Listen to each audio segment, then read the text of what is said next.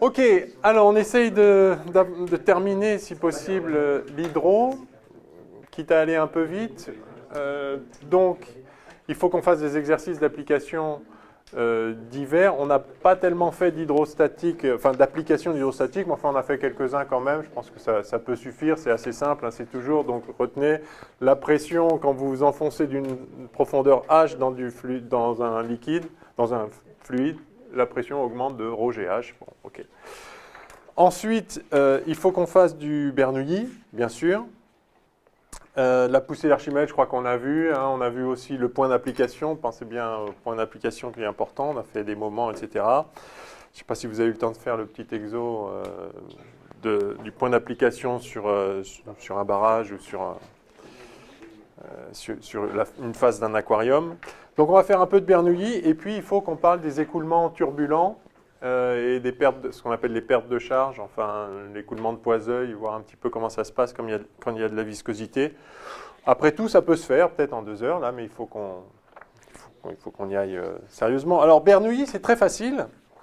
Donc je vous rappelle, on a démontré cette relation qui dit que 1,5 de ρ V2 plus P plus ρGZ égale constante. Et alors, pour démontrer ça, on a simplement écrit la conservation de l'énergie, donc le long d'un tube de courant. Donc, ceci est vrai pour un écoulement stationnaire, c'est-à-dire en régime permanent, hein, pour un fluide incompressible, donc typiquement de l'eau, enfin un liquide généralement, enfin incompressible, ou bien de l'air dans un régime où il peut être considéré comme incompressible, ce qui peut être souvent le cas, hein. Et le long d'une ligne de courant, ça c'est important.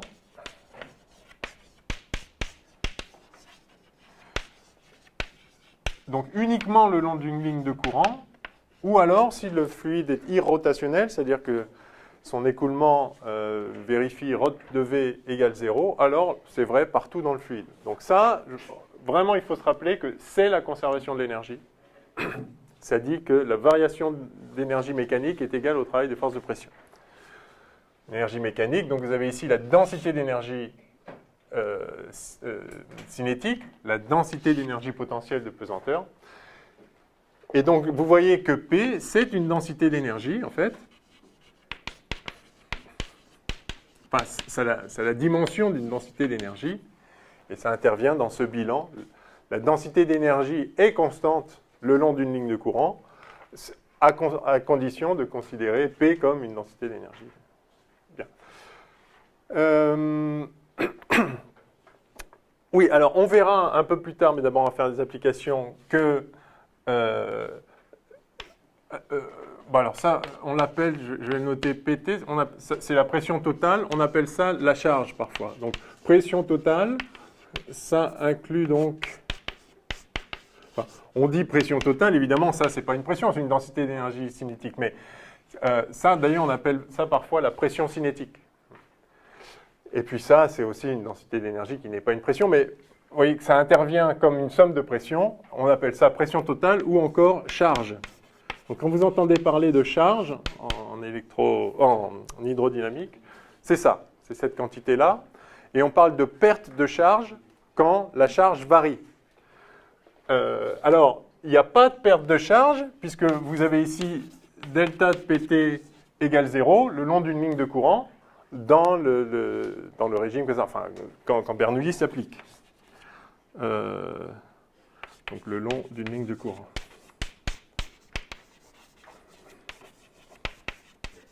Ah oui, j'ai oublié un truc essentiel là, c'est que le fluide doit être parfait, pas de viscosité, bien sûr. Alors pas de viscosité, ça veut dire en négligeant la viscosité. C'est jamais strictement 0, mais enfin... Donc, quand le fluide est visqueux, c'est ce qu'on fera un peu plus tard, à moins que vous vouliez qu'on fasse le bout de courbe tout de suite et après on fait les exos, comme vous voulez. Peut-être on va faire, ouais, puisqu'on a introduit ça, sinon il faudra que je revienne à ça. Donc, ça, c'est comment on l'a obtenu. Vous vous souvenez, on l'a obtenu de l'équation de l'air, dV sur dt plus V scalaire nabla, V, tout ça fois ρ, égale donc ça c'est la dérivée de la vitesse, donc l'accélération, ρ fois l'accélération, est égale à la somme des forces par unité de volume. Première force, ρg, par unité de volume, le poids. Ensuite, grade de P, moins grade de P. Et puis c'est tout. Et donc quand on fait ça, toute cette équation scalaire dr, là, ça nous donne effectivement ça et ça. Ça fait le gradient de ça et de ça. Et puis ça, hein, on l'avait transformé. Alors, en régime stationnaire, ça dégage. Ici, scalaire dr, c'est pareil que scalaire v dt. En transformant ça, là, avec le rotationnel de v, vectoriel v, plus 1,5 de gradient de v2, on obtient ce terme-là. D'accord? Donc, j'ai dit deux fois. Non, ça donne ça, ça donne ça. Donc, on a, en fait, on obtient que le gradient de tout ça, je le mets de l'autre côté, P plus ρgz, hein, parce que lui, ça c'est moins gradient de ρgz, hein, parce que j'ai dirigé vers le bas. Hein. Et puis là, donc, 1,5 de ρv2.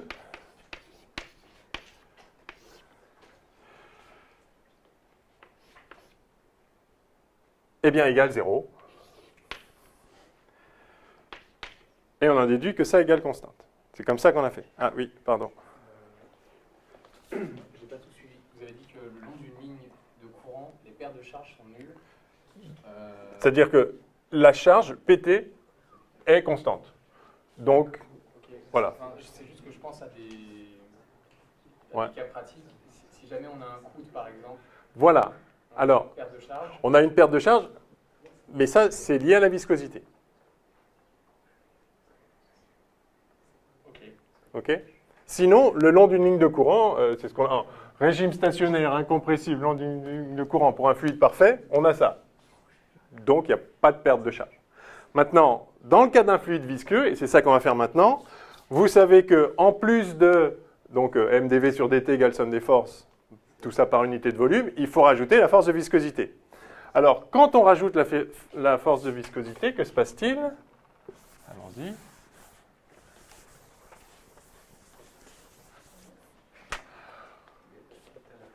Alors, effectivement, c'est quoi la force de viscosité ici? Il faut rajouter plus. Alors, on l'a appelé mu ou nu? Mu? J'ai mis mu? J'aurais préféré état. J'avais mis mu. Non, mais mu, c'est comme ça qu'on trouve. Ok, alors mu. Donc mu delta V. Alors, ce mu là, c'est la viscosité dynamique ou cinématique? Dynamique. Dynamique. Hein. C'est celle qui a des kilogrammes dedans. C'est celle qui est liée aux forces. Si vous divisez par ρ, ça devient la cinématique. Bien. Donc il y a plus ce terme-là, c'est-à-dire que en fait, vous allez avoir gradient de tout ça, qui est donc gradient de PT, si vous voulez, qui va être égal à mu delta V, tout simplement. Le long d'une ligne, tout ça, enfin, le long d'une ligne de courant. C'est-à-dire, j'ai éliminé le terme rotationnel de V ici. Pardon? Après, c'est dans la canalisation, on déplie les différentes formules. L'écoulement dans une canalisation. Oui, on va faire l'écoulement de Poiseuil dans la canalisation. Bien, donc on a effectivement ceci. Et bon, bah voilà, donc si on fait ça, scalaire dr, là, scalaire dr, le long d'une ligne de courant, ça fait d de pt, et vous voyez que ce n'est pas égal à 0, tout simplement. Donc il y a des pertes de charge, même en suivant une ligne de courant, vous avez une certaine charge, c'est-à-dire pression plus 1,5 de ρv2 plus ρgz quelque part. Un peu plus loin, vous en avez moins. Alors c'est toujours moins en fait parce que, la viscosité est dissipative de l'énergie. Hein. Donc dans le bilan d'énergie, plus vous avancez dans l'écoulement, moins il y a d'énergie dans le petit élément de volume que vous considérez. Alors, je vais tout de suite regarder le cas de l'écoulement de Poiseuille, parce que c'est un cas classique dont vous devez connaître le résultat. Pas forcément de savoir tout refaire en détail, mais... et par ailleurs, c'est un des rares cas où on peut faire le calcul explicitement. Donc c'est aussi pour ça qu'il est populaire, ce cas-là, c'est que sinon, dès que ce n'est pas une conduite cylindrique, la géométrie du problème est plus simple, et donc ça se fait sur un ordinateur, il suffit d'écrire l'équation et ça la résout, mais analytiquement, ça se fait bien dans le cas d'une conduite circulaire, qui par ailleurs est très classique, hein, la plupart de vos tuyaux de plomberie sont circulaires, donc, enfin cylindriques. Alors, écoulement de Poiseuille.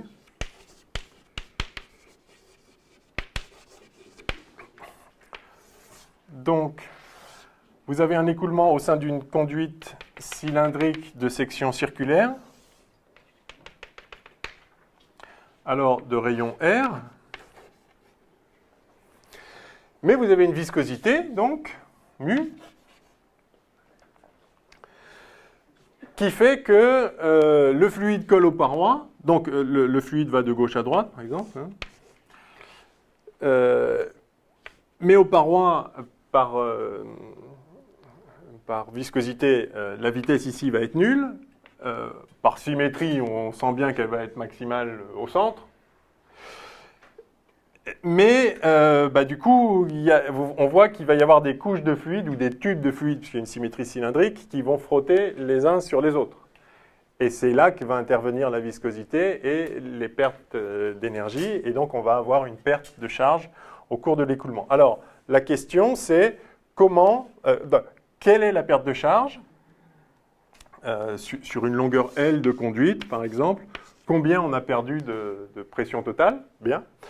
Et puis, quel est le profil des vitesses? Est-ce que ça va être un truc linéaire comme ça? Oh, sûrement pas, parce que ce serait bizarre qu'il y ait un angle ici, c'est sans doute 0 ici l'angle. On peut intuiter un machin comme ça, alors quelle est la forme? Bon. Alors, on va le calculer. Enfin, ça va faire un truc comme ça, sans doute, le profil des vitesses. Puis ceux qui ont déjà vu le film savent, j'espère, quelle est la réponse. Qui sait quelle est la réponse? Non, ben ça, le film qu'on va dérouler dans 2 minutes, là. C'est une parabole, ouais, c'est R carré, parabole, ouais, absolument. Hein. Donc le profil, en fait, ça va être une parabole. Mais on va le calculer. OK. Alors, on est quand même dans un écoulement permanent, bien sûr. Et donc, on a, par conservation de la masse, div de J égale 0. Ça vous va, ça, hein? Parce que normalement, c'est dρ sur dt plus div de J égale 0. J étant ρ v. Hein. Ça, c'est l'équation de continuité qu'on a démontrée hier. Dans un écoulement stationnaire, dρ sur dt, évidemment, vaut 0. Et donc, on a div de J égale 0. Et donc, en fait, comme ρ est constant, fluide incompressible, on a en fait div de V égale 0. Alors ça, c'est sympathique. On va se mettre en coordonnées cylindriques. On a ici X. Enfin, c'est le Z habituel des coordonnées cylindriques. On va prendre R, la distance à l'axe. Et puis, il y a θ autour de l'axe. Évidemment, il y a une symétrie de révolution. Donc, rien ne va dépendre de θ. Donc, la vitesse, en fait, elle peut a priori dépendre de R, de θ et de X, mais en fait, elle ne dépend pas de θ. Et est-ce qu'elle dépend de X?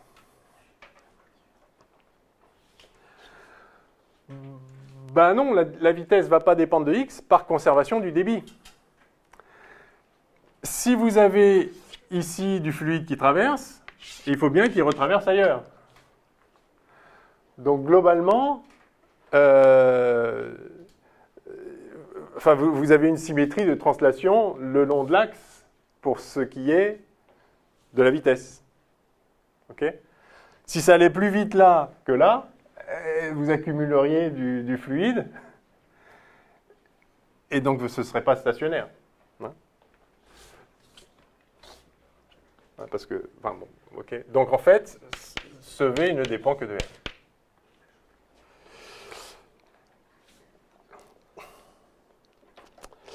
Et alors, il est par ailleurs orienté suivant UX. Donc V, en fait, c'est V de R UX, hein, puisque j'ai appelé X cet axe-là. Bien.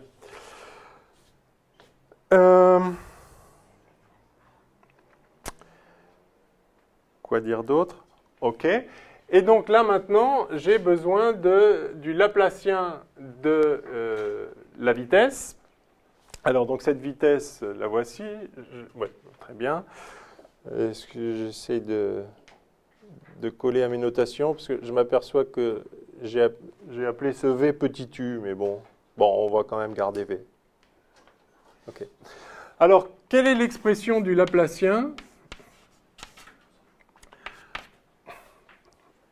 pour cette vitesse-là? Alors, c'est donc en coordonnées cylindriques. Donc, le Laplacien en cartésienne, c'est un d2 sur dx2 plus d2 sur dy2 plus d2 sur dz2.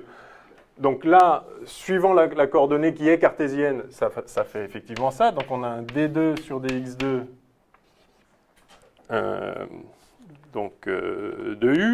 de v, pardon. Et puis, sur les autres, donc on a un d2... On a un 1 sur R2, D2 sur dθ2 de V, plus 1 sur R, D sur dr, de R, du sur dr. Donc, celui-là. D'accord? Non, parce que ça permet de voir que Ah oui, il faut aussi que j'écrive la divergence. Oui. Alors, la divergence de V en cylindrique, c'est ça qui me manquait. Je me suis arrêté en cours de route. En fait, je me suis auto-perturbé en changeant mes notations par rapport à mon petit bout de papier, là. Mais c'est pas grave. Donc, la divergence... Ça s'écrit... Alors, je le mets en petit, si vous me direz si vous ne voyez pas. Donc, c'est 1 sur R d de RV sur dr plus 1 sur R, de VR, Vθ sur dθ plus d de Vx sur Vx.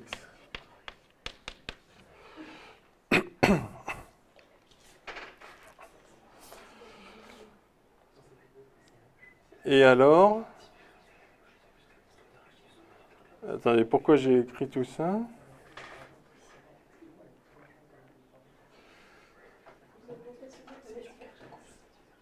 Alors, excusez-moi.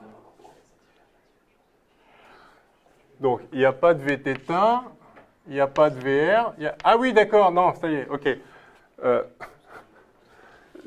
C'était pour montrer que Vx ne dépendait pas de x, mais je vous l'ai dit par conservation du débit. Donc, voilà. Hein, si V est uniquement dans la direction x, hein, c'est notre hypothèse, on a un écoulement suivant x, la divergence s'écrit comme ça, donc il n'y a pas de composante de V suivant R, il n'y a pas de composante de V suivant θ, on est en écoulement laminaire, on reviendra là-dessus après, et donc on voit que par ailleurs Vx ne dépend pas de x de toute façon. Donc la composante, alors la vitesse n'est pas forcément la même aux différents R, ce qu'on va trouver. Par contre, la vitesse est uniquement orientée suivant Vx, et cette composante, qui est donc la vitesse entière, ne dépend pas de x. Donc en fait, voilà, cet aspect-là, c'était pour le montrer autrement qu'avec les mains en disant que ça se conserve, etc. Enfin, c'est bien le même argument, c'est de la conservation de la masse que j'ai utilisé pour dire ça ne s'accumule pas, ce qui rentre là ressort là.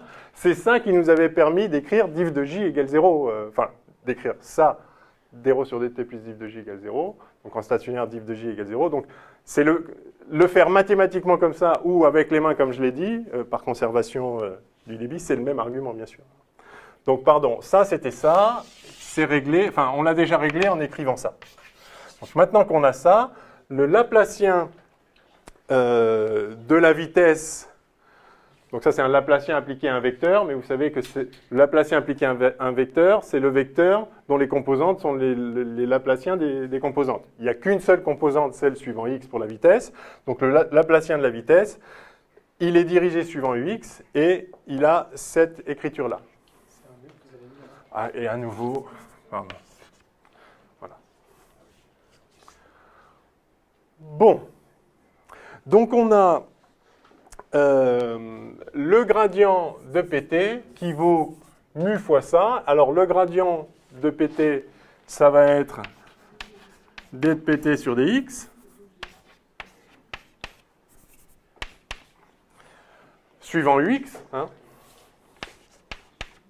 qui doit être égal à ça suivant ux. Alors, d de v sur dx, ça fait 0. Hein, v ne dépend que de r. Donc ça aussi, ça fait 0. Et donc, il reste ça. Donc, 1 sur r, d sur dr, de r, dv sur dr, x. Voilà ce que dit notre équation, qui est l'équation de l'écoulement stationnaire. On a viré les dérivées temporelles. Et donc, il ne reste plus que ça. J'exprime le gradient de PT, puisque qui n'a qu'une composante suivant ux. J'exprime le Laplacien de la vitesse ne dépendant que de r et étant dirigé suivant ux. Voilà ce que vaut le Laplacien. Donc ça, cette équation que j'encadre maintenant, c'est juste la traduction de ça, compte tenu des symétries de notre problème. J'ai juste traduit la chose. Et maintenant, ben en fait, ça y est, le problème est terminé parce que donc tout est suivant ux, je pourrais retirer le x. Vous voyez que ici, vous avez une fonction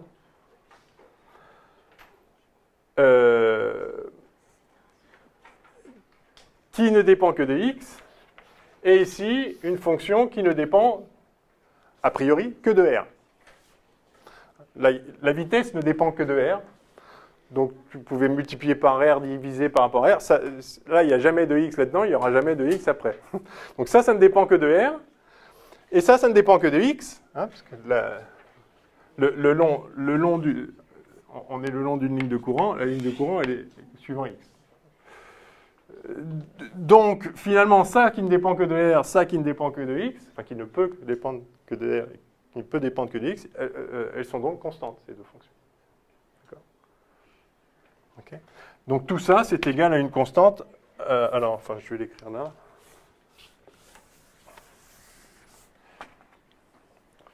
J'ai donc d de pt sur dx égale 1 sur r d sur dr de r dv sur dr égale une constante. Cette constante va être négative. Je la note moins k, histoire de pas avoir un moins après, mais c'est juste une constante.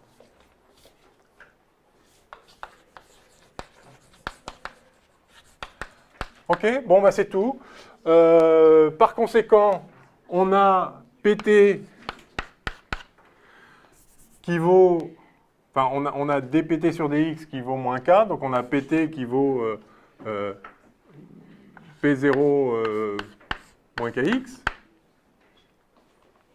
Enfin, P en x égale 0, moins kx. Donc, si... PT, pardon, en x. Ça veut dire que la charge décroît linéairement dans la conduite.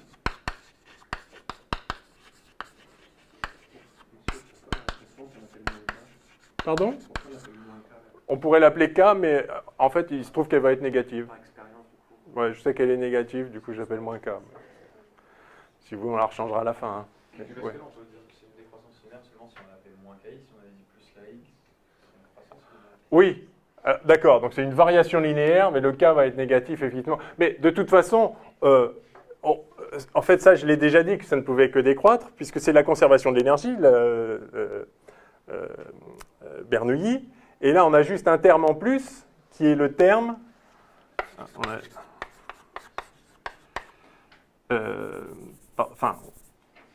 on a le gradient de PT qui vaut mu delta V.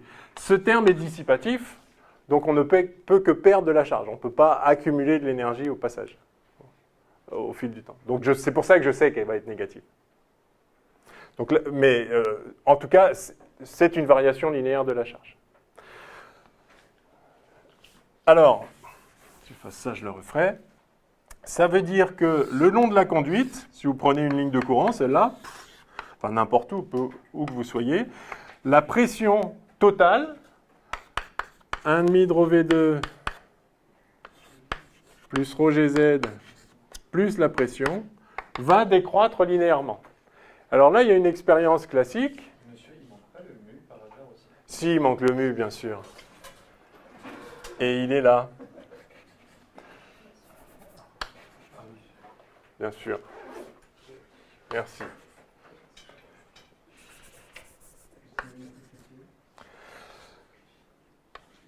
Donc, si vous restez à une même altitude, ici, pour une conduite horizontale, Z est constant. V ne dépend pas de X. Et donc, la décroissance de PT, c'est la décroissance de la pression. Eh bien, si vous faites des petits tubes ici, si vous mettez des petits tubes de mesure de la pression, là,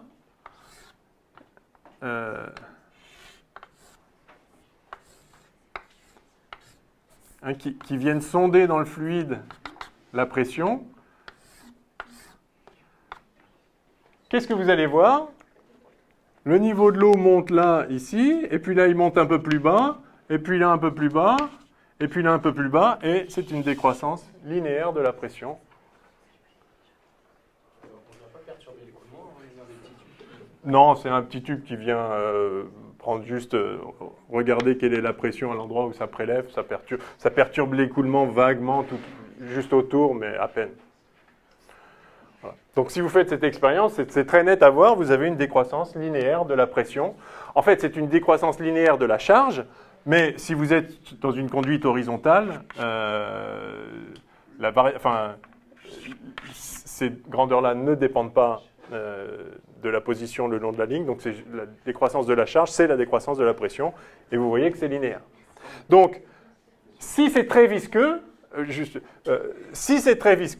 cette décroissance va être plus rapide. Si c'est peu visqueux, et si c'est pas visqueux du tout, évidemment, la pression est la même tout au long de la ligne de courant. C'est Bernoulli. Oui. Pour moi, c'est plus la pression cinématique, c'est-à-dire qu'on mesurait P plus 1,5 de rho V carré, parce que c'est pas nul. Là, on se place la vitesse à notre...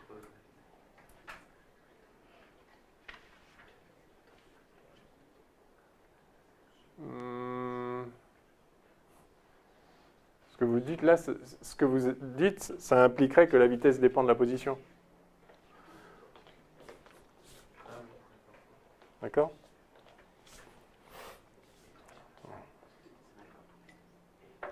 Donc si la conduite est trop longue, au bout d'un moment, la pression, il n'y a plus de pression, et vous avez beau ouvrir le robinet, ça ne va pas couler.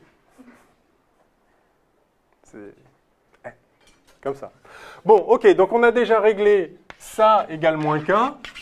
Ça veut dire qu'il y a une décroissance, alors qui pourrait être croissante si on ne savait pas physiquement ce que c'est, mais on va maintenant montrer que c'est bien une dissipation. Mais, donc c'est une décroissance de la pression. Très bien, linéaire, important. Et maintenant, on va régler ça. Et c'est tout aussi simple à intégrer ce truc-là. Je vais me mettre à droite.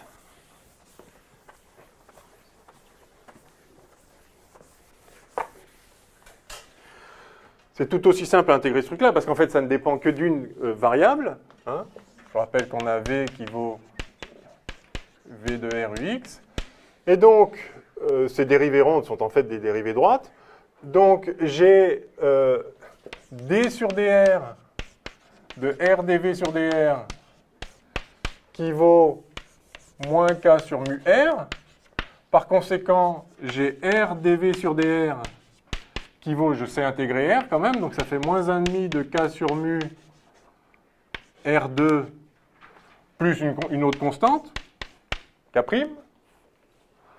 D'accord, hein? J'intègre ça. Donc maintenant, je divise tout par R, et puis je réintègre un coup, et puis essayez. Hein? Donc j'ai dV sur... Je fais les lignes intermédiaires, histoire qu'il n'y ait pas de souci, mais...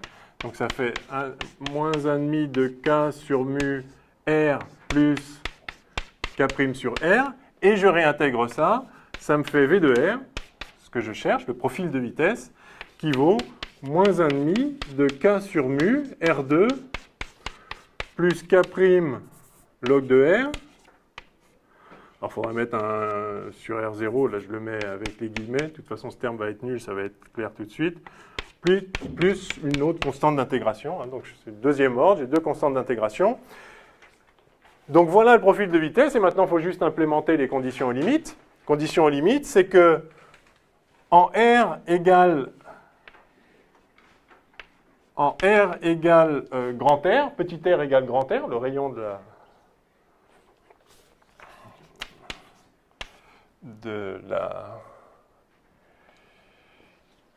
la conduite, eh bien la vitesse est nulle.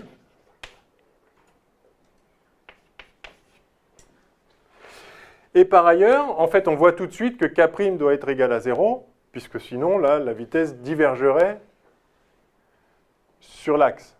D'accord? Donc, bien sûr, K' égale 0. Ce qu'on pouvait voir aussi ici, K' égale 0, ça veut dire qu'en R égale 0, c'est-à-dire sur l'axe, la dérivée de la vitesse par rapport à R, c'est bien 0. C'est ce qu'on avait dit dans notre petite analyse qualitative initiale. Dans la conduite ici, je ne sais pas ce qu'est le profil de vitesse, mais ce que je sais, c'est qu'ici, la dérivée est nulle. C'est au centre que c'est maximal, et ça ne fait pas un angle droit, parce qu'il n'y a aucune discontinuité dans le problème physique, il n'y aura aucune discontinuité dans la solution. À la dernière, à V de R égale -1/4. À moins un quart, merci, bien sûr. Absolument. C'est bien, il y en a un qui suit. Deux qui suivent. Bravo. OK. Donc, K' égale 0, j'aurais déjà pu le dire là, en fait. Donc, je le vire. Et donc, j'ai finalement V de R qui vaut K seconde moins K sur 4 mu R2. Et je sais qu'en R égale grand R, la vitesse est nulle. Donc, le profil de vitesse, si j'implémente ça là-dedans, le profil de vitesse, c'est K sur 4 mu facteur de R2 moins R2. Voilà, tout simplement.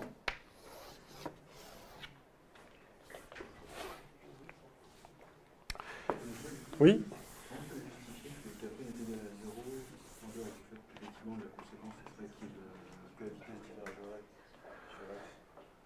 Bah, je vous ai dit, sinon, la dérivée au centre, ça doit être 0.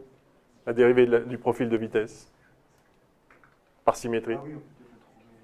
Et donc, si vous mettez R égale 0 ici, c'est pareil. Sinon, la dérivée de la vitesse doit être au centre, par symétrie. D'accord? Donc voilà, on a le profil de vitesse, et c'est effectivement une parabole. Donc ça, il faut le savoir. Oui? K secondes ou K'? K secondes, ben je dis que V de R, V de grand R, est égal à 0. Parce qu'il y a justement de la viscosité. Ça, c'est ce que fait la viscosité. La viscosité fait qu'il n'y a pas de discontinuité de vitesse dans le fluide. C'est-à-dire, évidemment, la vitesse de la conduite ici, c'est 0. Donc, c'est la vitesse du fluide, de la couche de fluide qui est juste en contact avec la paroi. Et ça doit être 0. Ça veut dire qu'il n'y a pas de glissement. C'est ça que ça veut dire. Hein. Si c'était des solides, ça voudrait dire qu'il n'y a pas de glissement. Là, il y a un glissement, et sinon, il n'y a pas de glissement. Donc, la vitesse est nulle à cet endroit-là. Ah ben c'est ça que fait la viscosité. Dès lors que vous mettez de la viscosité... Pardon? Si c'est visqueux, non. Non. Alors par contre, si c'est peu visqueux, on le verra. Si c'est peu visqueux,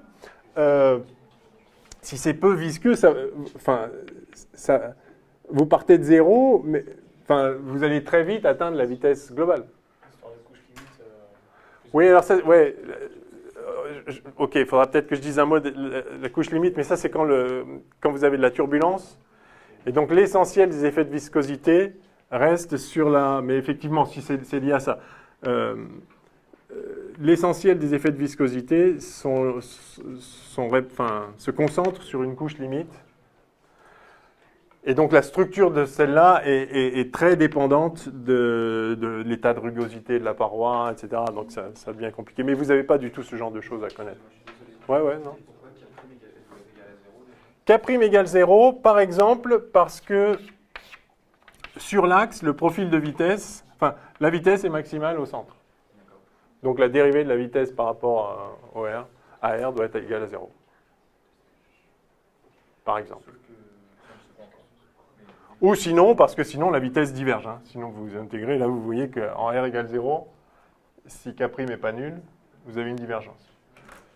Donc ça c'est classique, quand vous avez une équation différentielle en physique, vous l'intégrez, et puis après, s'il y a un terme qui diverge, vous dites que la constante d'intégration correspondant à ce terme-là, elle est 0. C'est ce qu'on fait toujours quand on a les exponentielles croissantes et décroissantes. Quand on a les croissantes à l'infini, c'est 0. Physiquement, ça ne peut pas être autre chose. C'est bon ?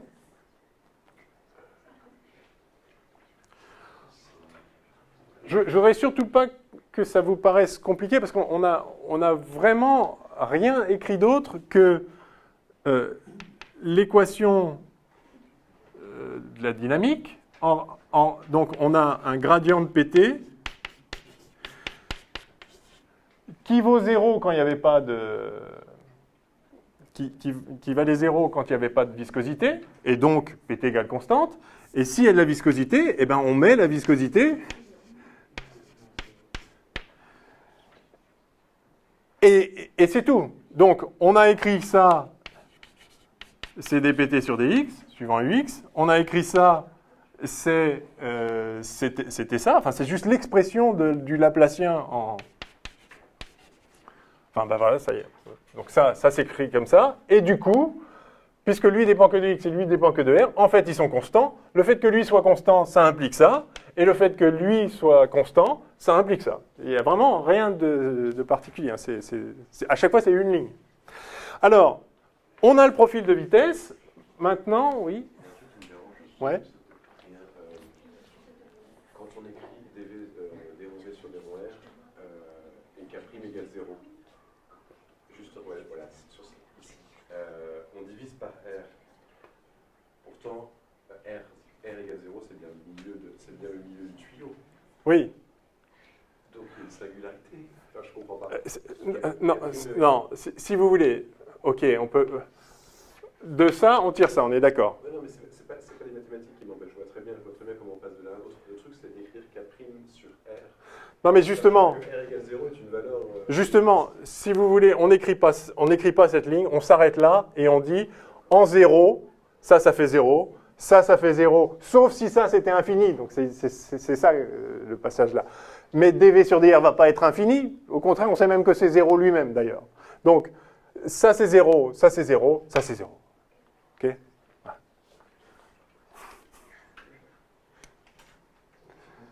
Parce qu'on sait que dv sur dr ne va pas tendre vers l'infini en r égale 0. Ce n'est pas un endroit singulier dans l'écoulement, c'est un endroit parfaitement normal. Donc, ça suffirait pas, en écrivant ça, ça suffirait pas à dire donc K' égale 0 si on ne savait pas que V ne diverge pas en R. Parce qu'il y aura des situations avec des équations comme ça où effectivement, la grandeur qu'on cherche et qui vérifie cette équation diverge en R égale 0. Auquel cas, il faut mettre un K' et puis on verra donc du coup comment ça en diverge. Ça diverge en K' sur R. Mais là, on sait qu'elle ne diverge pas. Donc juste en regardant ça, vous voyez que K' est nul. Doit être nul. Physiquement, ça ne peut être que nul. Donc vous écrivez que c'est nul et vous continuez, et pouf. Voilà, donc on a un profil parabolique. C'est très bien. Alors, vous allez me dire, mais on n'a pas terminé, parce qu'il y a K encore, une constante d'intégration là. Que vaut-elle ? Ah ben alors là, ça dépend. Ça dépend de quoi, en fait ? Pourquoi on n'a pas une solution seulement là ?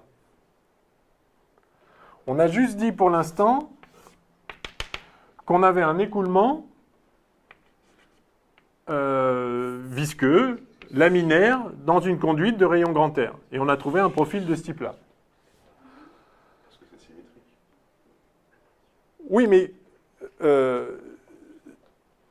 oui.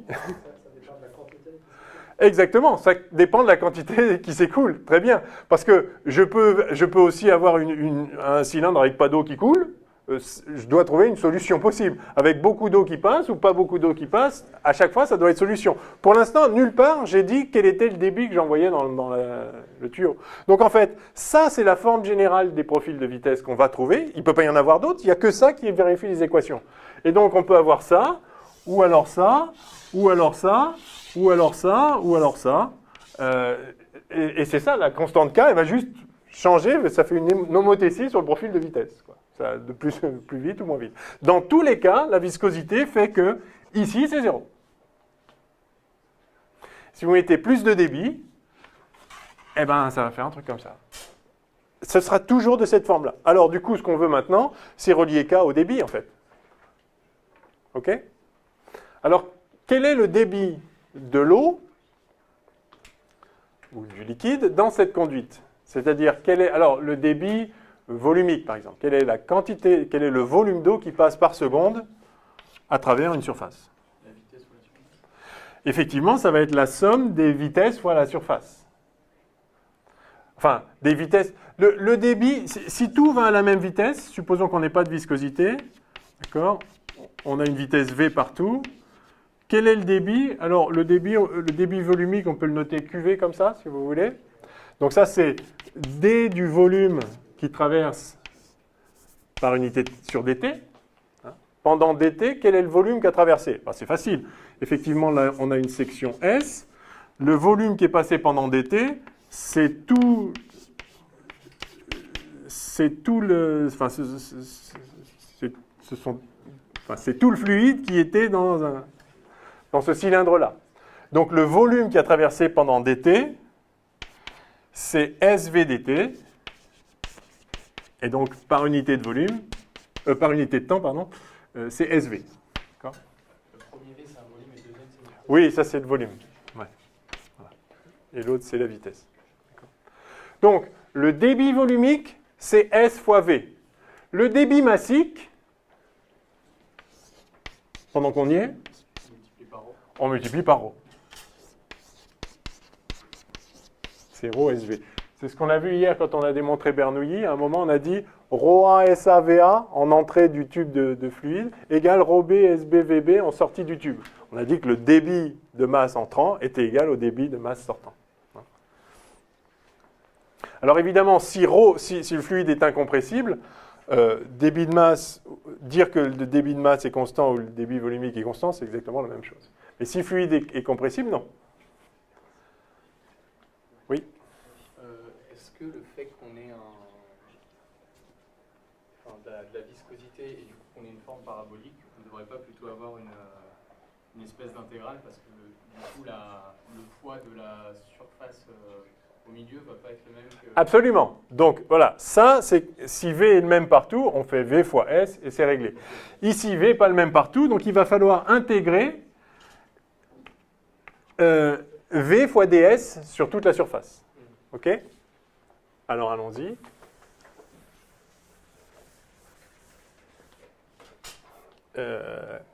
Alors, donc le débit volumique, ça va être la somme sur tout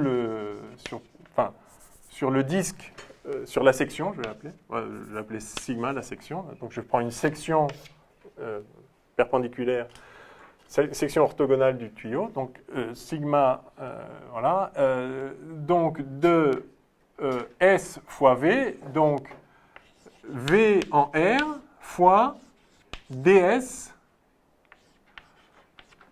Donc ça, c'est la surface de tous les points qui sont entre R et R plus dr. Je vais l'écrire explicitement. Élément de surface des points de la section sigma situés entre R et R plus dr. Je vais même vous tenter un petit schéma en perspective. peut-être un peu risqué. Je vais d'abord le faire sans perspective. Je suis dans le tuyau comme ça. Là, il y a le rayon grand R. Le centre est là. Et donc, je regarde entre R et R plus dr. Donc, c'est... Voilà. C'est ça ds. Tous ces points-là, en jaune, ont la même vitesse qui est v de r. Après, les points ici en bleu, situés à une distance r', ils vont à une vitesse plus petite. Et puis voilà. Donc je vais intégrer comme ça le débit à travers tous ces anneaux comme ça. C'est bon, c'est clair la figure? Pas besoin de tenter la perspective. Tant mieux. Ah oui, oui. Sinon, ce serait ça. En vrai, ce serait ça, hein, la définition. Oui, oui. En vrai, c'est comme ça, mais là, tout est suivant UX. Donc, j'ai pris une section orthogonale du tuyau. OK, ça va pour tout le monde, ça? Donc, que vaut ds?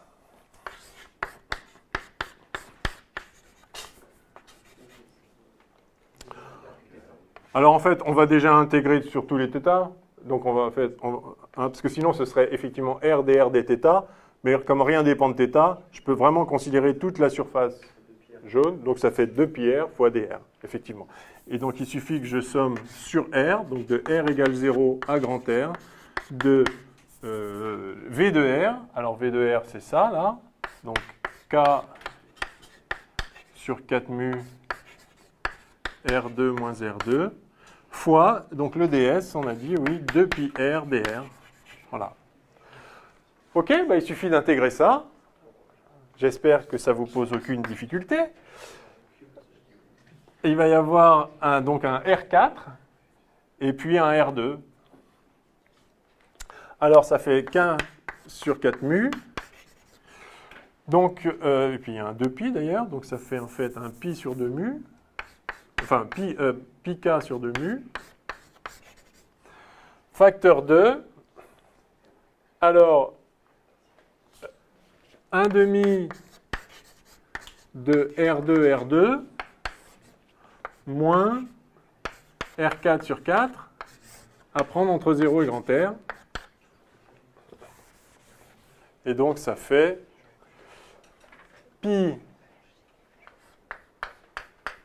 k sur 2 mu facteur 2. Alors, donc là, il y a du R4 qui sort, grand R4. Et donc, on a 1/2 moins 1/4, c'est-à-dire 1/4. Donc, 1/8. Voilà. 1/8 de pi k R4 sur 8 mu. Bon, bah, OK, ça fait ce que ça fait, hein.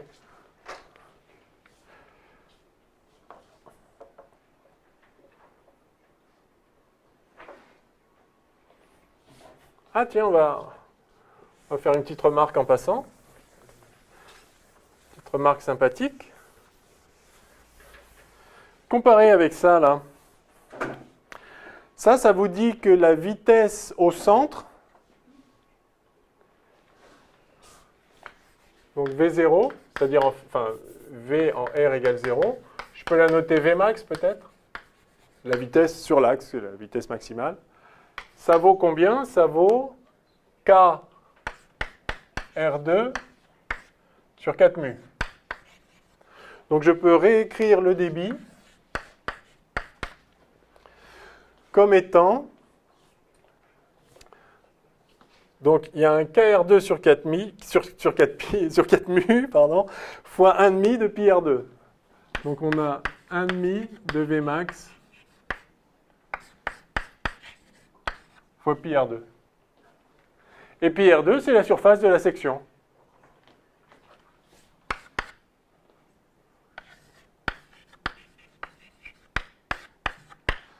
Qui peut en déduire la vitesse moyenne du fluide?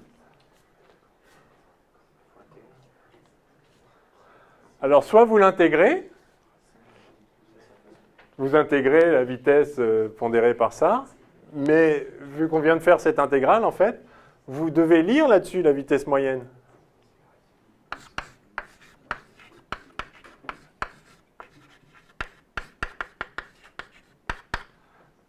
La vitesse moyenne, si tous les points allaient à la vitesse moyenne, quel serait le débit? S fois cette vitesse-là. Mais le débit, c'est S fois Vmax sur 2. Donc la vitesse moyenne, c'est Vmax sur 2. OK? Donc en moyenne, le fluide va à la vitesse moitié de ce que vaut la vitesse au milieu. Bon, il se trouve que la forme parabolique dans un cylindre garantit que la vitesse moyenne, si on veut faire une moyenne des vitesses là, eh bien, c'est la moitié du max. Bon, okay. Enfin, on vient de le calculer, c'était gratuit, donc pendant qu'on y est, voilà. Ça, c'est quel que soit le volume. Quelle que soit la viscosité. Quelle que soit la viscosité. On a ça. Alors par contre, bien sûr, la vitesse dépend de la viscosité. Hein. Ah oui, ce sera... Okay. Voilà. Mais Vmax aussi, voilà. Voilà. En fait, voilà, tous ces profils-là, qui sont homothétiques les uns des autres, c'est bien normal. Du coup, la moyenne, elle est proportionnelle à K, c'est tout. Mais... Donc elle est ce qu'elle est. Enfin, comparé à la vitesse centrale, la vitesse moyenne, c'est toujours le même rapport. Et ce rapport, il se trouve que c'est 2 pour cette géométrie-là. Bon, très bien. Bon, ben on va juste récapituler tout ça. On a donc trouvé le profil des vitesses, que voici. Donc je peux peut-être d'ailleurs maintenant l'écrire. Oui, enfin, je pourrais appeler ça... ouais, allez, puisqu'on y est. Donc V de R, en fait, c'est Vmax facteur de 1 moins R sur R au carré. Voilà. Donc on a le profil de vitesse, la vitesse moyenne au passage. On a le débit.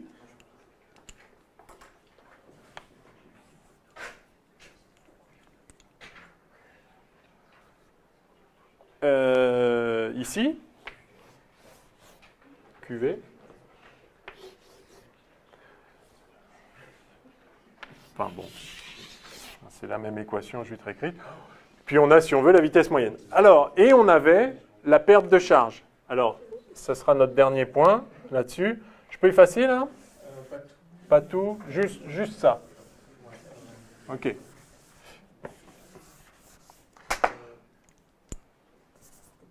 Donc on avait PT qui valait P0, enfin PT de 0, moins K. Alors effectivement, c'était moins KX, et K, c'est donc que K est égal à, alors si je l'exprime en fonction de QV, or K égale 8 mu sur pi R4 QV, c'est ça?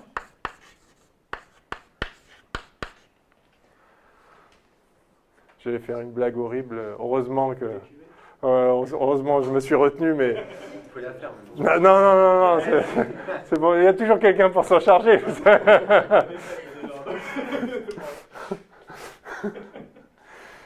Voilà. Bon, alors on dirait que c'est une bonne cuvée. Et donc, K vaut ça, je peux remplacer là-dedans. Vous voyez que la perte de charge sur une distance, sur une longueur L de conduite, la perte de charge sur une longueur L, ça y est, je peux effacer là? Ouais. Vaut delta PT égale donc... Alors, enfin, si c'est la perte de charge, il n'y a plus le moins. Enfin, vous voyez ce que je veux dire. Enfin, bon, on va le faire. Enfin, donc c'est ce delta PT, c'est PT au début moins PT à la fin. PT de x moins PT de x plus L. D'accord? C'est égal à K fois L, et donc c'est égal à ça fois L. Donc c'est 8 mu L sur pi R4 QV. Voilà. Alors ça, c'est très intéressant. Vous voyez que la perte de charge est proportionnelle à la longueur de conduite. Donc ça, on l'a vu, la perte de charge décroît linéairement. Donc évidemment, c'est proportionnel à elle. Vous voyez que c'est proportionnel au débit. Si vous mettez plus de débit, vous avez une plus grande perte de charge. On n'y peut rien. Et vous voyez que c'est en 1 sur R4. Ça, c'est redoutable. 1 sur R4, c'est redoutable. C'est-à-dire que si vous prenez une conduite qui a un rayon 2 fois plus petit, la perte de charge va être 16 fois plus grande. D'accord? Alors ça, dans les vaisseaux sanguins, ça peut être monstrueux. Alors dans les capillaires, ça circule quasiment pas, par capillarité justement. Mais si vous avez votre aorte, où il doit passer un bon débit, qui commence à se boucher un peu, alors c'est pas le problème qu'elle va se boucher, genre il y a un bouchon. C'est le problème qu'effectivement, s'il y a une petite excroissance ou un petit, du coup, ça va diminuer son diamètre. Si vous diminuez son diamètre par 2, vous augmentez d'un facteur 16 la perte de charge. Au bout d'un moment, il n'y a plus de pression qui arrive et c'est terminé. Parce que ça, c'est directement la pression qui découle. D'où l'intérêt d'avoir des artères plutôt saines. Mais en tout cas, retenez ça, hein, c'est du R4. C'est vraiment redoutable. Hein. En médecine, ils le savent, ça. Hein. Même ceux qui ne comprennent pas trop la physique, ils savent qu'il y a du R4 là, et c'est pas bon. Pas bon du tout. Ok?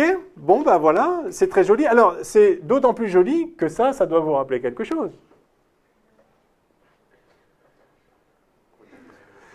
Une variation de quelque chose qui est égale à un coefficient fois un débit. Ça vous dit rien, ça? U égale RI, bien sûr. Et oui. Ça, c'est U égale RI.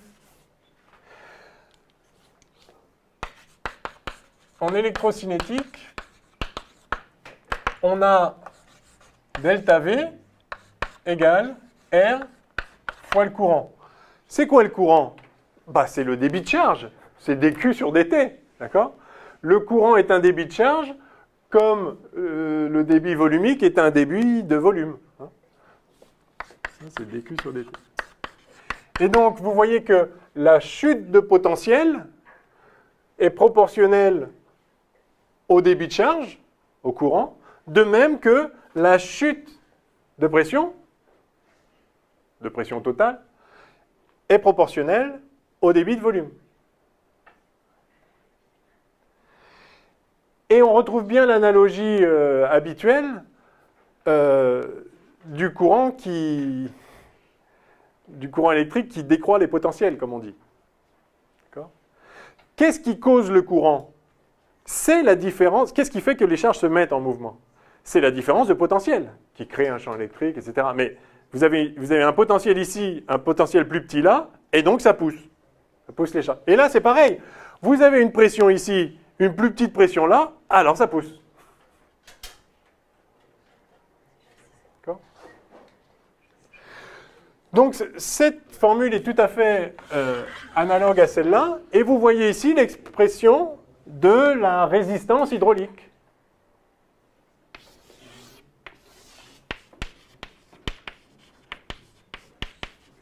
Ça s'appelle comme ça, d'ailleurs.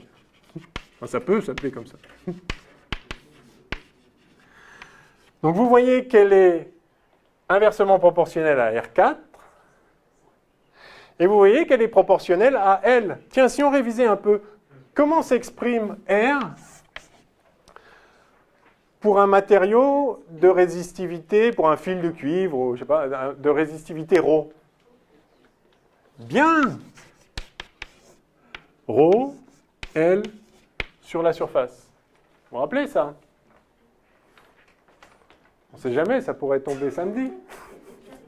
Ou pas. Elle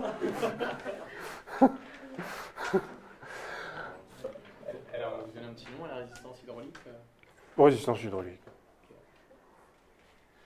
Bon, c'est une analogie, mais vous comprenez, enfin, c'est une vraie analogie. C'est-à-dire qu'il y a une différence de potentiel qui est associée à un courant d'autant plus petit que la résistance est grande. Ou si vous voulez, pour un courant donné, la perte de potentiel est d'autant plus grande que la résistance est grande. Et là, c'est pareil, vous avez une différence de pression totale qui est associée à un flux de volume, un flux de matière, un écoulement, d'autant plus petit, pour une même différence de pression, de charge, d'autant plus petit que la résistance hydraulique est grande. C'est en joule, ce truc-là? C'est en... Non, ça c'est... ça donc... La résistance hydraulique. L'unité de ce truc-là. Non, alors, donc ça, c'est des joules par mètre cube, enfin, c'est des pascals, mais on a vu que c'est une densité d'énergie, donc c'est effectivement des joules par mètre cube. Ça, c'est des mètres cubes par seconde. Donc c'est des joules par mètre puissance 6 fois des secondes, si vous voulez. Enfin, en fait, on le voit mieux là. Enfin, oui.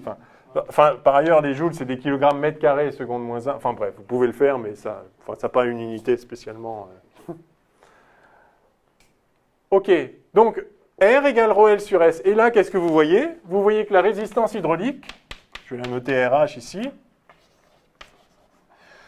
c'est également proportionnel à L, mais c'est... Alors, il y a bien un divisé par S aussi, mais il y a encore un R2. Ça, c'est pas juste pi R2, c'est pi R4.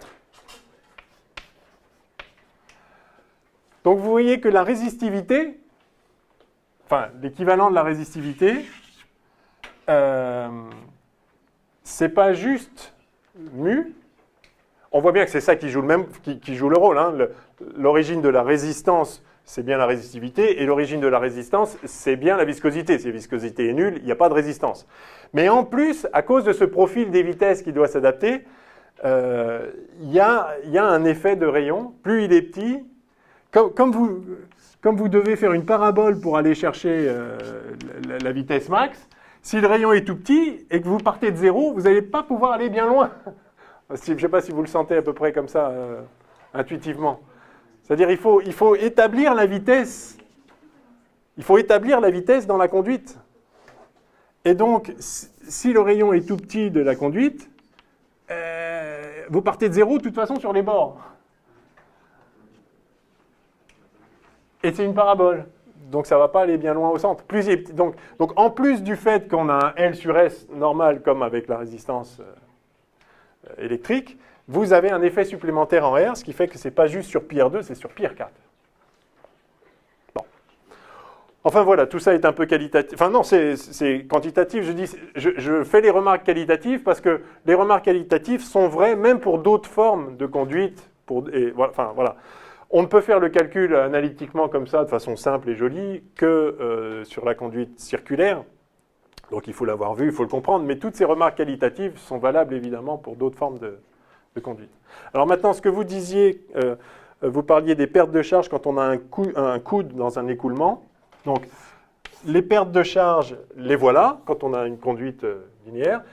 C'est vrai que si vous avez un coude ici, par exemple, un truc comme ça, donc, il y a des pertes de charge linéaires là-dedans, linéaires là-dedans, linéaires là-dedans, puis là, il y a des coudes. Et là, quelle est la perte de charge là-dedans? Alors ça, c'est compliqué à calculer. Justement, ce ne sera pas analytique, parce que là, les lignes de courant, ça va faire des choses bizarres. Et donc, on voit bien que c'est toujours la même viscosité. Mais donc là, si ça venait tourner en bloc comme ça, il faudrait tourner plus vite là que là. Donc vous rajoutez un gradient de vitesse qui rajoute de la dissipation. On voit bien que si ça se pose le calcul, mais pour l'intégrer, etc., c'est bon. Donc en général, ce qu'on fait ici, c'est qu'on mesure la perte de charge associée à un certain type de coude, et puis après on vous dit, enfin les plombiers, ils savent que si je mets ce coude-là, ça va faire telle perte de charge. Donc si je mets 3-4 coudes comme ça, plus ce coude-là qui fait une autre perte de charge, ils voient à peu près comment dimensionner les conduites pour qu'à la fin, il y a quand même la pression que vous voulez à la sortie du robinet, quoi. Donc en général, donc si vous avez des exercices comme ça avec des coudes, on vous dira, voilà, je mets un coude qui a telle perte de charge. Et donc vous savez qu'entre l'entrée et la sortie, sur une ligne de courant, eh ben, il faut... En plus des pertes de charge standard, il faut rajouter cette perte de charge supplémentaire. Ouais. Non, les pertes de charge s'ajoutent du coup. Oui, elles s'ajoutent. Oui, oui, tout à fait. Elle s'ajoute en série. D'ailleurs, on le voit par le fait que c'est proportionnel à elle. C'est vraiment comme une résistance. Vous les mettez en série, ça s'ajoute. Maintenant, si vous les mettez en parallèle, leur inverse s'ajoute. Pour la même raison. Ah ben, si vous avez un circuit qui se subdivise comme ça, voilà. Et par exemple, qui revient derrière ou pas, hein, mais enfin oui. Et on a une loi des nœuds, bien sûr, pour le débit. Pourquoi on a une loi des nœuds pour le débit? Je peux effacer, c'est bon?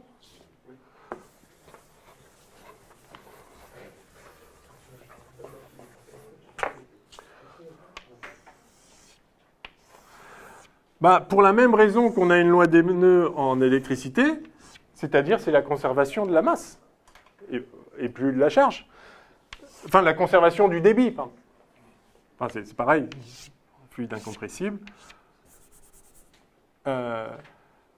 Toute l'eau qui rentre là, bah, elle sort soit là, soit là. Mais si vous faites, donc si vous prenez ce volume-là, ce volume contrôlé, qui est en jaune, vous voyez bien que tout ce qui est rentré là est égal à la somme de tout ce qui est sorti là et là. Donc si vous avez QV ici à l'entrée, et que là vous avez QV1 dans la première branche et QV2 dans la deuxième branche, bien évidemment, QV égale QV1 plus QV2. D'accord ?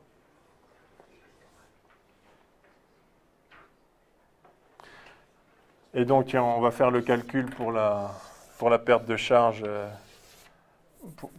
pour l'addition des inverses des résistances. Voilà, si vous sortez là. P. Si vous avez ici PT au point A, PT au point B,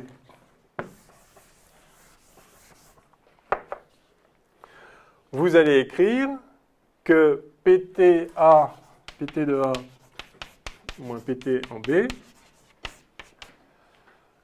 est égal,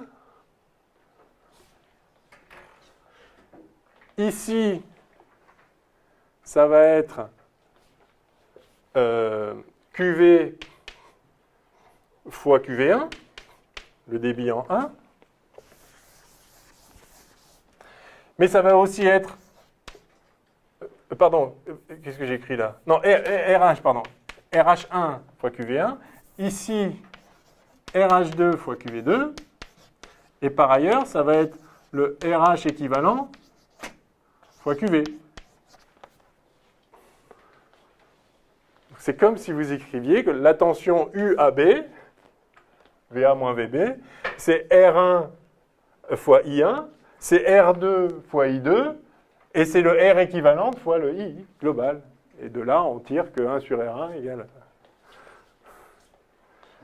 Comme on a ça, enfin, on a QV1 plus QV2 égale QV, on a des nœuds conservation du débit, on a donc le delta P sur RH1 plus delta P sur RH2 qui vaut delta P sur RH équivalent. C'est la même chose, enfin, évidemment. Donc 1 sur RH1, 1 sur, enfin, bon, bref, 1 sur la somme des 1 sur la résistance, c'est la somme, c'est 1 sur la résistance équivalente. Bref. Et en série, ça s'ajoute, etc. Bon, je crois que c'est bon. Il est 15 heures. Donc on est à peu près à la moitié. Ah non, d'accord. Bon. Bon, ceci dit, ça c'est utile. Enfin, je veux dire, il faut que vous compreniez un petit peu ces histoires. Pendant qu'on y est, donc, et après on fait Bernoulli, les écoulements turbulents. Alors, il faut savoir que, mais vous le savez intuitivement, il y a des régimes qu'on appelle les régimes laminaires, où grosso modo, donc je vais écrire les mots. Voilà.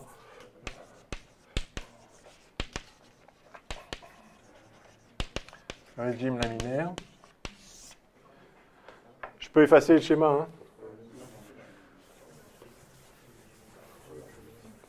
Donc le régime laminaire, si vous avez un régime où vous avez des lignes de courant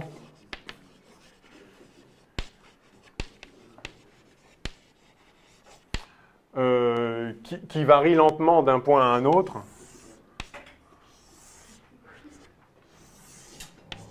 Enfin, d'un lieu à un autre, d'accord ? Donc, vous avez un écoulement avec des lignes de courant bien établies qui sont stables dans le temps et dans l'espace, au sens où ça varie de façon smooth.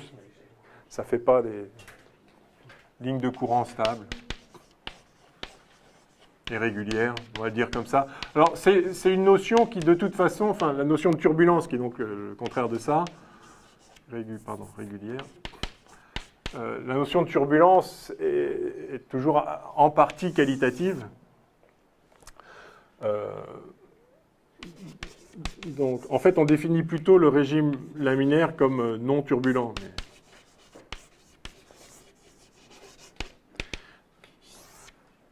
Et là, ça veut dire que les lignes de courant sont chaotiques, en fait. Et donc là, il faut faire appel à votre intuition. Il n'y a pas une définition mathématique extrêmement rigoureuse et qui serait valable, qui permettrait de trancher, ça c'est turbulent, ça c'est laminaire. Et d'ailleurs, le passage de l'un à l'autre est souvent lui-même chaotique. Vous pouvez avoir des phénomènes d'intermittence où vous passez un écoulement laminaire peut être transitoirement turbulent, puis devenir laminaire, puis redevenir turbulent d'une autre façon, etc. Bon. Donc, typiquement, vous avez des tourbillons aussi. Et des tourbillons qui ne sont même pas forcément bien établis, qui peuvent varier sans cesse.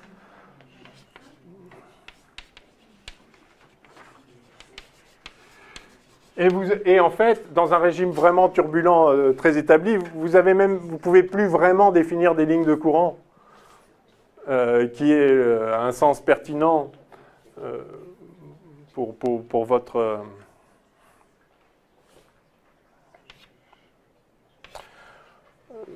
pour comprendre l'écoulement. Alors, le passage, il y a M. Reynolds qui a découvert un critère, le stylo. Mais c'est le même mec? Je sais pas. Ah d'accord. Non.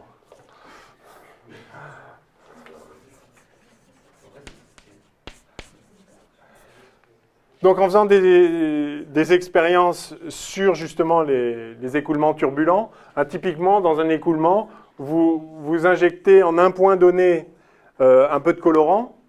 Donc Reynolds fait des expériences par exemple, mais dans une conduite comme ça, il fait un écoulement et puis il vient introduire ici un petit colorant et après il regarde ce qui se passe.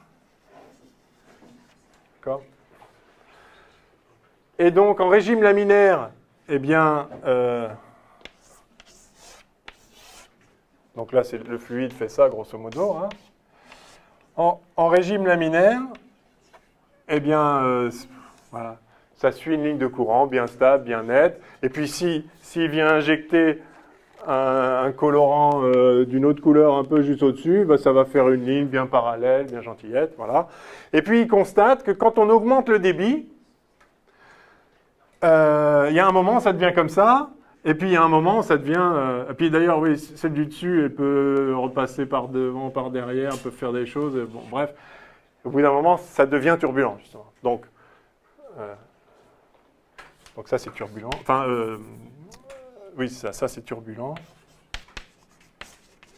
Et ça, c'est laminaire. Donc c'est comme ça que Reynolds travaille de façon un peu propre sur cette question-là. Et il constate donc que le fait qu'un écoulement soit turbulent ou laminaire, ça dépend de pas mal de choses. Ça dépend de la vitesse de l'écoulement, ça dépend de la taille de la conduite, par exemple, donc des longueurs caractéristiques dans la conduite. Hein. Si vous avez une conduite qui est très petite, ça ne va pas être facilement turbulent. On l'a vu parce que la viscosité sur une conduite de très petite section fait que vous n'allez pas pouvoir avoir des lignes de courant qui font n'importe quoi. Donc ça dépend des dimensions de l'écoulement, dimensions caractéristiques. Ça va évidemment dépendre de la viscosité. Si vous avez un fluide qui est très visqueux, ça va pas être facile de faire un régime turbulent. Essayez avec du miel de faire des tourbillons, d'accord? Il faut déjà pousser fort, quoi. Donc, ça dépend de plein de choses, mais ce qu'a constaté Reynolds, c'est qu'en fait, on peut ramener... Donc, et ça joue de façon différente. Plus mu est grand, moins ça va être facilement turbulent. Plus V est grand, plus ça va être facilement turbulent. Et en fait, il a constaté qu'on pouvait construire un nombre sans dimension qui permet de délimiter les régimes laminaires et les régimes turbulents. Je vous écoute. Je crois que tout à l'heure, vous avez dit que les pertes de charge, ça pouvait dépendre des régimes qui sont laminaires ou turbulents. Oui. Donc, ce qu'on a fait, on l'a calculé en laminaire. Hein, c'est-à-dire qu'on a pris des lignes de champ, toute la vitesse par là. Voilà. En turbulent, c'est différent et les pertes de charge sont plus faibles. Et je me posais la question, est-ce que c'est possible d'avoir moins de pertes de charge en augmentant la viscosité, parce que du coup, on reste en régime Non. laminaire? Non, alors justement, les pertes de charge sont moins grandes quand c'est un régime turbulent. Donc, si vous augmentez la viscosité, vous allez empêcher que ça passe en turbulent. Les pertes de charge sont moins Ouais. en régime turbulent. Ouais. Une façon de le voir. Mais du coup, ça dépend pas de la section du tube. Donc bien sûr, oui, ce L là, c'est pas la longueur là. Oui, je pourrais l'appeler R. Ouais. Non, c'est les dimensions caractéristiques de l'écoulement. Qui est 20 mètres derrière ou 50 mètres derrière ou 3 cm, c'est le même écoulement. Enfin, c'est la même condition. Donc oui, ça, là c'est le règle. Ou le diamètre, ou enfin, c'est voilà. Grosse. Donc oui, peut-être pour vous donner un peu d'intuition sur ce qu'on vient de dire là. Donc le calcul des pertes de charge qu'on a fait dans l'écoulement de Poiseuil était évidemment en régime laminaire, puisqu'on a suivi les lignes de courant, on a dit qu'elles étaient toutes parallèles à l'axe, etc. Et on a obtenu donc un profil de vitesse parabolique, très bien. Okay. Donc ça, c'est régime laminaire. Et les pertes de charge sont ce qu'elles sont, avec la résistance. En régime turbulent, que se passe-t-il? Si vous augmentez la vitesse de l'écoulement, à un moment, vous allez avoir des tourbillons partout qui se mettent en place. Et si vous regardez un peu le profil de vitesse moyenne, eh bien en fait, ça va faire quelque chose comme ça.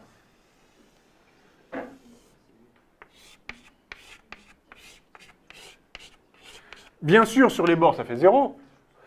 Mais en fait, vers le centre, la vitesse est la même partout. Parce que de toute façon, c'est turbulent. Enfin, il y a plus. Ce qui faisait qu'on a un ordonnancement de la vitesse qui part de 0 à beaucoup au milieu, c'est que justement, vous minimisez comme ça les frottements. Vous avez moins d'écart de vitesse entre deux couches voisines. À partir du moment où vous n'avez plus des lignes de courant comme ça, il n'y a aucune raison que ici ça aille plus vite que là ou moins vite, puisque de toute façon, il y a tout partout, il y a toutes les directions partout, c'est complètement turbulent. Donc en fait, sauf près du bord, où là vraiment, au bord, vous imposez 0, donc évidemment, il y a une influence, mais dès que vous êtes un peu loin du bord, toutes les positions se valent. Et donc la vitesse, en moyenne, ça va varier au cours du temps, mais juste chaotiquement, mais en moyenne, la vitesse va être la même partout au centre, sauf sur la couche, ce qu'on appelle la couche limite ici.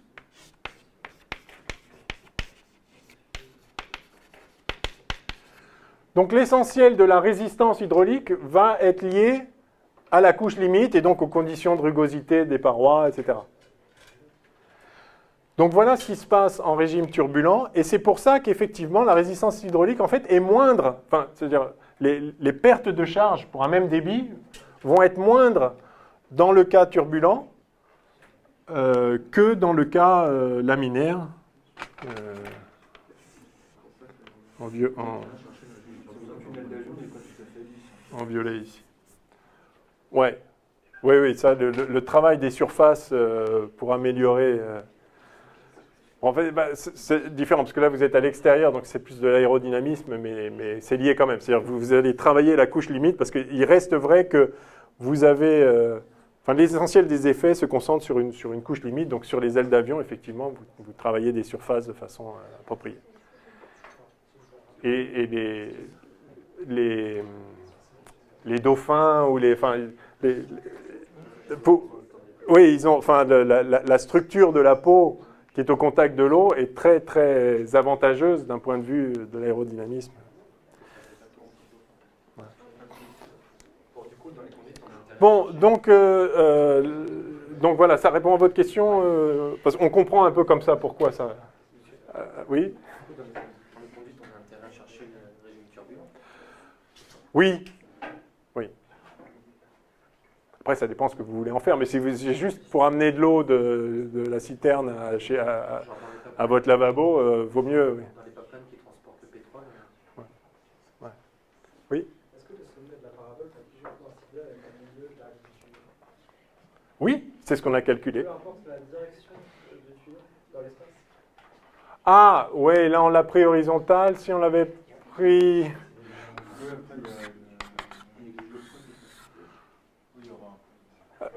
Alors, on a travaillé sur la charge totale, donc qui est P plus ρ GZ plus 1,5 ρ V2. Évidemment, on s'est mis dans les conditions où 1,5 ρ V2 plus ρ GZ était constant. Donc P ou P total, c'était la même chose. Si vous avez une conduite inclinée, évidemment, en plus, c'est-à-dire que le poids vous fait gagner de l'énergie. Donc, vous n'allez plus avoir... Alors, est-ce que... Ah, si, je pense si, ça va rester. Non.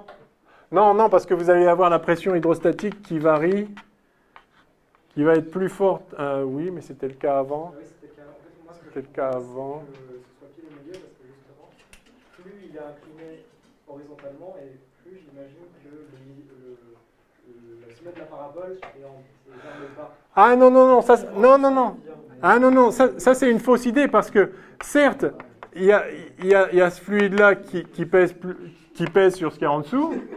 On va le voir quand on va faire des exos de Bernoulli. Certes, en fait, on a pris une pression. Oui, ce qui était caché, c'est qu'on suivait une ligne de courant. Hein, quand on a écrit, quand on écrit delta PT égale mu delta V, on suit une ligne de courant. Donc, on est soit là, soit là. Ce qui était caché, c'est que effectivement, la pression ici est plus faible que celle-là.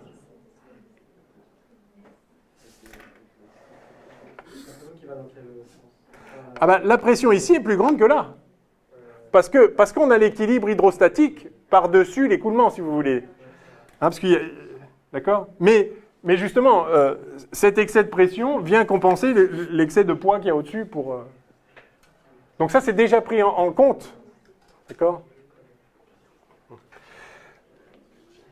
Et c'est pris en compte dans le ρ GZ de la formule. Si on est à Z constant, eh ben, bon, ok.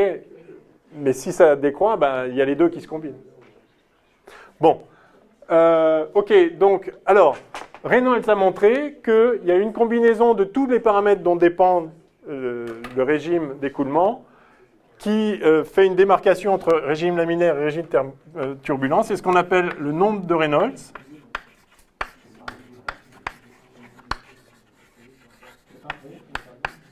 Alors si, il y a aussi la densité du fluide. Alors, c'est-à-dire que cette viscosité, est-ce que c'est la viscosité dynamique ou la viscosité cinématique? Donc potentiellement, ρ intervient aussi. Alors en fait, bon, on va écrire le nombre des Reynolds. Alors, qu'est-ce qui intuitivement va empêcher l'établissement du régime turbulent? C'est la viscosité. D'accord ? Si c'est vraiment très visqueux, vous allez avoir du mal à faire des lignes de courant voisines qui vont faire n'importe quoi, puisque la viscosité limite justement les différences de vitesse entre deux bouts de fluide voisins. Donc si on reprend l'équation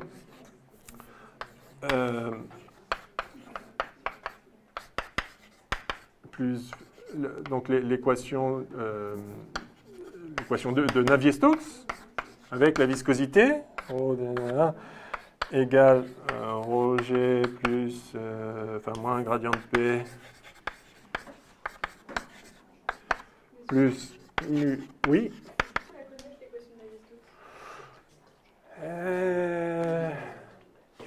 Je sais pas trop.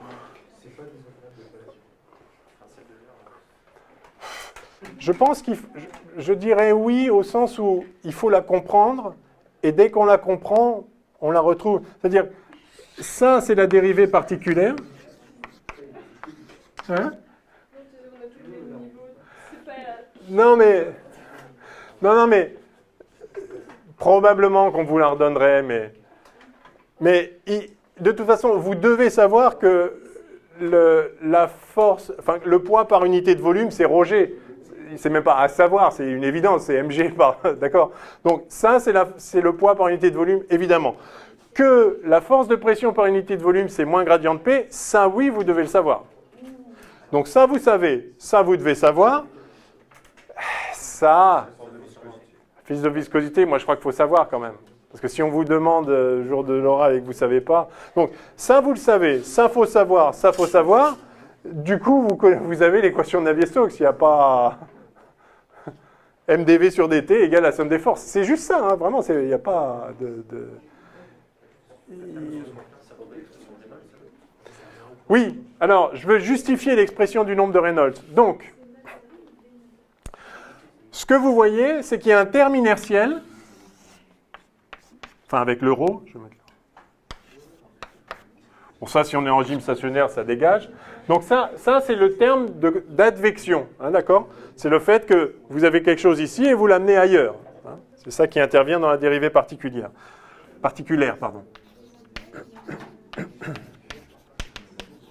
Ça, c'est le terme d'advection. Et lui, il va favoriser la turbulence. D'accord? Puisque justement, il prend les choses quelque part et les met ailleurs. C'est proportionnel à la vitesse au carré ici, enfin avec juste un gradient, bien sûr. Donc ça favorise l'établissement de la turbulence. Plus le terme advectif est grand, plus ça va devenir turbulent. D'accord? C'est-à-dire, toute chose étant égale par ailleurs, si vous augmentez la vitesse, ou les gradients de vitesse, ou les deux, évidemment, vous allez favoriser la turbulence. Et ça, en vert... Hein? Non, V scalaire nabla appliqué à V. Et ça, c'est donc le terme de viscosité. Et ça défavorise la turbulence.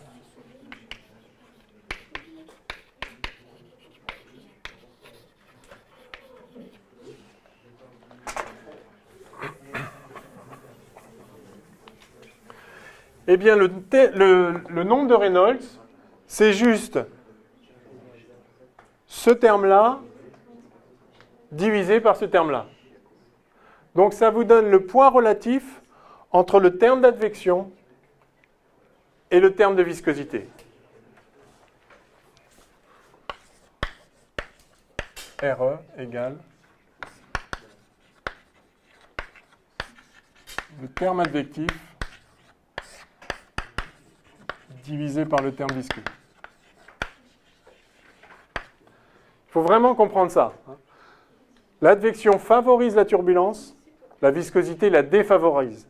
Par conséquent, quand le nombre de Reynolds va être grand, ça voudra dire que le terme advectif domine largement par rapport au terme visqueux. Et donc, il va se passer comme s'il n'y avait pas de viscosité, c'est-à-dire de la turbulence. Si, au contraire, le nombre de Reynolds est petit, le terme visqueux va gagner beaucoup d'importance par rapport au terme advectif, et par conséquent, la viscosité va l'emporter, en quelque sorte, et la viscosité s'oppose au gradient de vitesse, et donc ça va être laminaire. Alors, comment exprimer ce terme? Parce qu'évidemment, il faut un nombre qui permet d'estimer les choses, parce que ce terme-là et ce terme-là dépendent de où on est. C'est pas le même Laplacien partout, c'est pas la même vitesse partout. Donc, il s'agit d'estimer, en gros, à peu près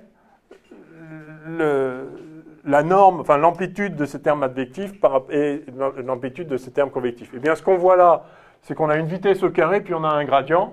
Un gradient de vitesse, en gros, l'ordre de grandeur, c'est la vitesse typique du milieu divisée par l'échelle de longueur sur laquelle elle peut varier. Donc, le terme d'advection, en fait, ça va être, en gros, une vitesse au carré divisée par une longueur. D'accord? Une longueur caractéristique sur lesquelles peut varier la vitesse dans l'écoulement. Ça, c'est donc le terme advectif. Et le terme convectif, eh bien, c'est mu fois une vitesse divisé par une longueur au carré. Tout simplement. Ah, il manque ρ, pardon, ici.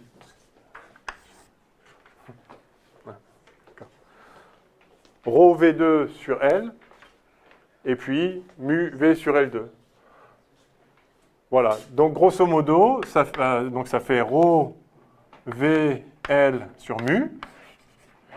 Et mu sur ρ, c'est justement état, la viscosité. État ou nu, je l'ai appelé nu, non? Donc c'est VL sur nu, viscosité cinématique.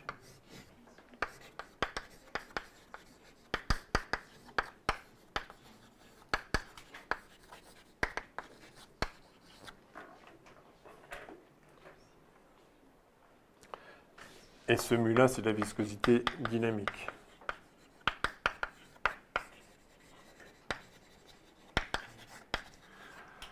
Donc si vous avez oublié lequel et lequel, il faut que ce nombre soit sans dimension, bien sûr. Ça c'est le rapport de deux termes qui sont au même rang dans l'équation. Donc c'est vraiment, c'est un nombre sans dimension. Le nombre de Reynolds, c'est un nombre qui est sans dimension. Donc là, on retrouve que la viscosité cinématique, c'est bien des mètres carrés par seconde. La fameuse efficacité du balayeur, donc mètres carrés par seconde. Et ça, avec le ρ ici, voilà. Ok, donc voici le nombre de Reynolds. Et alors, ce qu'a constaté Reynolds, c'est que la démarcation entre régime laminaire et régime turbulent, c'est que tant que le nombre de Reynolds est plus petit que 2-3000, à chaque fois c'est à peu près, parce que justement on prend l'ordre de grandeur de ce terme-là par rapport à l'ordre de grandeur de ce terme-là. Tant que c'est plus petit que 2000, 3000,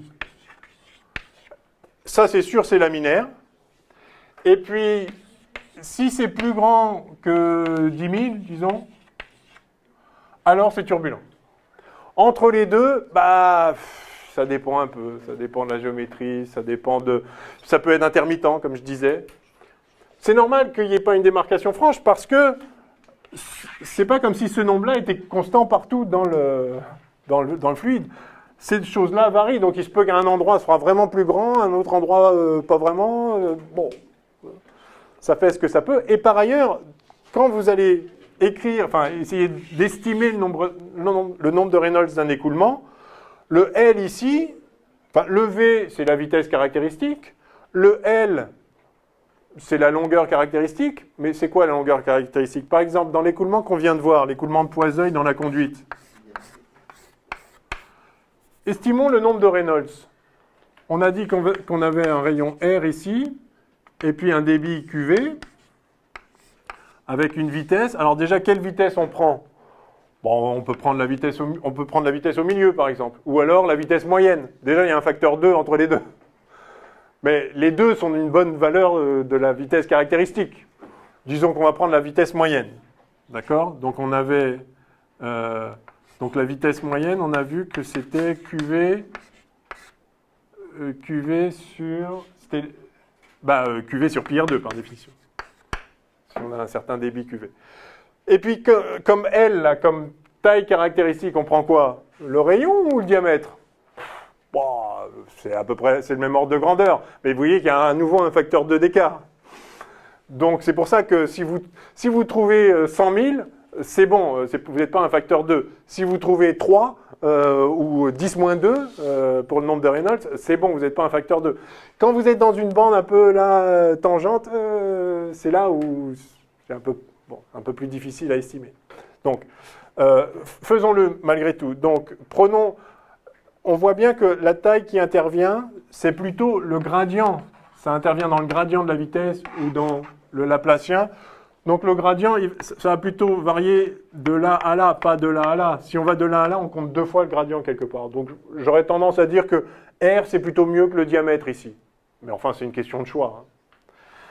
Donc on va prendre, pour la vitesse, on va prendre ça. Pour la longueur, on va prendre R. Et puis la viscosité, ça c'est la viscosité du milieu qu'on a. Oui, c'est ça. Donc ça vaut ce que ça vaut. On a vu, alors on va dire pour de l'eau par exemple. Donc pour de l'eau, mu, c'est, on a dit que c'était un centipoise, c'est 10-3 poiseuil, d'accord? Et rho, alors allons-y pour de l'eau. Hein? Non, si, c'est en poiseuil. Oui, c'est en unité du système international. Bien sûr. Enfin, c'est un nombre sans dimension, il faut mettre toutes les grandeurs de façon cohérente. Alors, rho, oui, c'est des pascals secondes aussi, c'est pareil. Oui? Ah! Trop tard. Dites. Donc, là, je vois pas pourquoi est-ce qu'il y a du L carré qui intervient. Ah, parce que ça, c'est une dérivée seconde. C'est d2v sur dx2. Donc, voilà. Ok. Donc, je continue le calcul. Là, alors, on a... alors, rho, c'est, pour de l'eau, c'est 3 kg par mètre cube. D'accord? Donc, dans l'unité système international. Je laisse avec le débit. Allez, donc le débit, on va laisser QV. Ça va être des mètres cubes par seconde.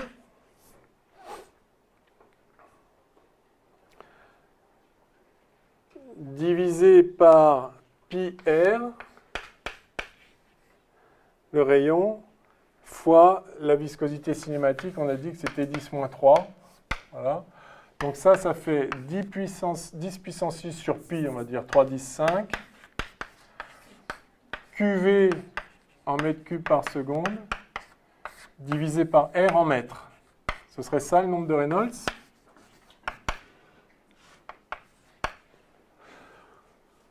Donc si vous avez une conduite, je ne sais pas, qui fait 10 cm de diamètre, par exemple, on a dit qu'on voulait le rayon, même je ne sais pas, allez, 3 cm. Ça va éliminer le 3. D'accord. Donc on dit que ça fait 3 cm. Donc, centimètres. Donc ça fait 10 puissance 7 ici, fois QV. Si vous envoyez 1 litre par seconde, 1 litre c'est 10-3 mètres cubes, vous voyez que vous êtes à 10 puissance 4, c'est turbulent. Mais si vous faites pareil avec de l'huile, la viscosité là, est beaucoup plus grande. Je ne sais plus combien je vous ai donné, genre 1000 fois plus grande, c'est pas un peu plus. Enfin, ça dépend de l'huile. À ce moment-là, vous voyez que vous allez repasser en régime laminaire. Enfin, 1 litre par seconde, c'est beaucoup, ceci dit. Hein. Ah oui, c'est beaucoup, oui. Ah oui, ah oui, oui. Oui, c'est déjà le bon robinet, quoi. On remplit les bouteilles d'1 litre en 1 seconde. Ah oui, oui, c'est un peu... Bon, enfin bref, vous voyez le principe, vous voyez comment on fait. Alors, on pose aussi souvent des questions du type, vous avez un écoulement, et dans l'écoulement, vous avez un obstacle. D'accord ? Est-ce que ça va faire un truc laminaire à peu près gentil, c'est-à-dire que ça va contourner l'obstacle gentiment, il y aura peut-être un petit peu de traînée ici, mais enfin grosso modo ça va rester laminaire, ou bien est-ce que ça va mettre vraiment le bazar derrière, vous allez commencer à avoir un régime super turbulent derrière. Donc là, à ce moment-là, la taille caractéristique qu'il va falloir prendre, ça va être la taille, par exemple, le diamètre de l'obstacle. Hein. Ou alors dans une conduite, vous avez... vous avez un truc, ou même d'ailleurs une rivière qui coule comme ça, puis dans le fond de la rivière, il y a une pierre, et donc l'eau doit se débrouiller. Est-ce que ça va rester laminaire ou est-ce que ça va devenir turbulent? Il faut calculer le nombre de Reynolds avec la vitesse caractéristique de l'écoulement et puis la taille typique de l'obstacle. Hein, parce que c'est sur cette taille-là que le gradient va s'établir, entre la vitesse ici qui ne va pas être perturbée et là où carrément ça va s'arrêter ou alors ça va devoir vraiment changer. Donc vous voyez comment estimer les tailles caractéristiques. Hein. Donc ça dépend ce qu'on vous demande. Le nombre de Reynolds, on ne peut pas vous dire quel est le nombre de Reynolds, puis si vous trouvez un truc un peu différent, c'est faux. Non, c'est des estimations de toute façon. Encore une fois, si vous prenez le rayon, le diamètre, ça va. Quoi.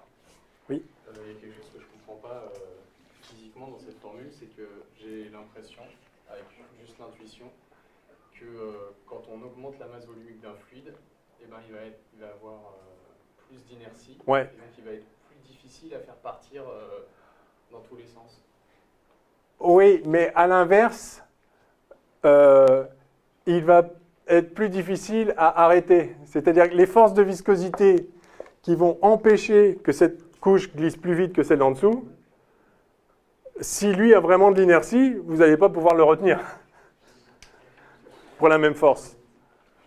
Donc ça va dans le terme d'advection, c'est-à-dire vous avez à certains endroits des vitesses pour modifier.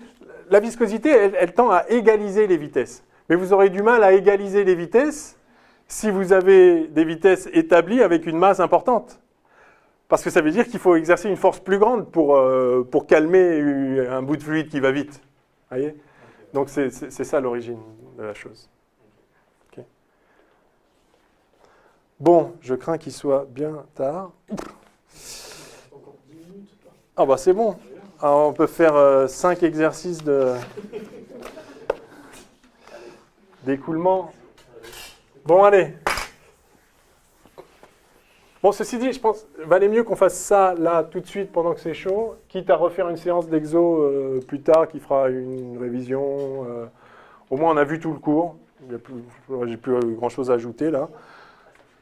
Donc après, bon, on va faire un ou deux exos et puis s'il faut rajouter, on rajoutera, mais c'est pas grave qu'il n'y ait pas de continuité temporelle. Alors, qu'est-ce que vous voulez faire ? Tac, tac, tac, tac. Ah oui, une vidange déjà. Ah, le siphon ? Ah, le siphon. La vidange peut-être quand même. Ouais. Allez. Oui, c'est ça.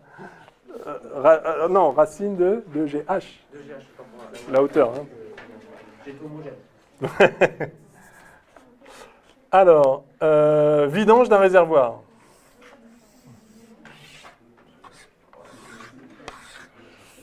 Le réservoir est cylindrique, enfin je le fais à peine en perspective.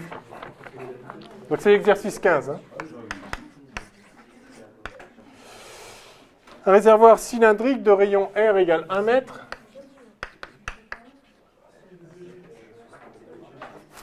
Rempli d'eau sur une hauteur H égale 5 mètres.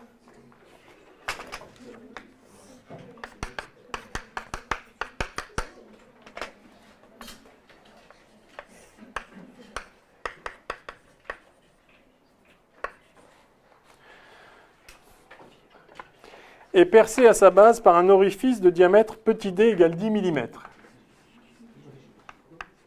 Alors là, c'est le diamètre. Bon, why not?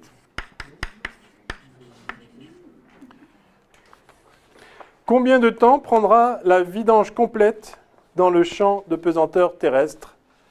Comparer le débit volumique moyen au débit d'écoulement initial. Intéressant. Donc vous avez un récipient cylindrique avec de l'eau dedans, vous faites un trou, tchic, et ça goutte.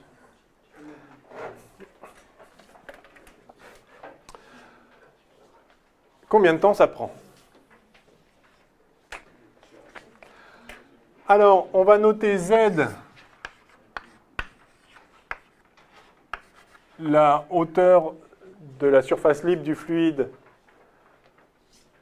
au-dessus du bas du réservoir. Donc Z va varier avec le temps. À mesure que le liquide s'écoule, Z va baisser, bien sûr. Et la vitesse à laquelle ça baisse, bah c'est un peu ça qu'on nous demande. Enfin, si on détermine Z de t, on trouvera le temps t tel que Z de t égale 0. Et on aura le temps de vidange. Alors, qu'est-ce qu'on va écrire? Il n'y a pas grand-chose d'autre à écrire que la conservation du débit, c'est-à-dire toute l'eau qui sort là, elle est prise en haut. Et c'est comme ça que le niveau baisse. Donc la question, c'est quel est le débit là? Combien il sort d'eau par seconde? Enfin, quel volume d'eau sort par seconde? Et ce sera le même volume qu'il faudra retirer d'en haut. Alors, eh bien, on va écrire la relation de Bernoulli sur une ligne de courant. Je prends par exemple un petit bout de fluide qui est ici, et je ne sais pas ce qu'il fait là-dedans, mais enfin, grosso modo, il se débrouille, et puis il arrive là, il sort. S'il est là, il a un autre trajet, mais enfin, peu importe, puisqu'on sait que le long d'une ligne de courant, de toute façon, fluide incompressible, d'accord?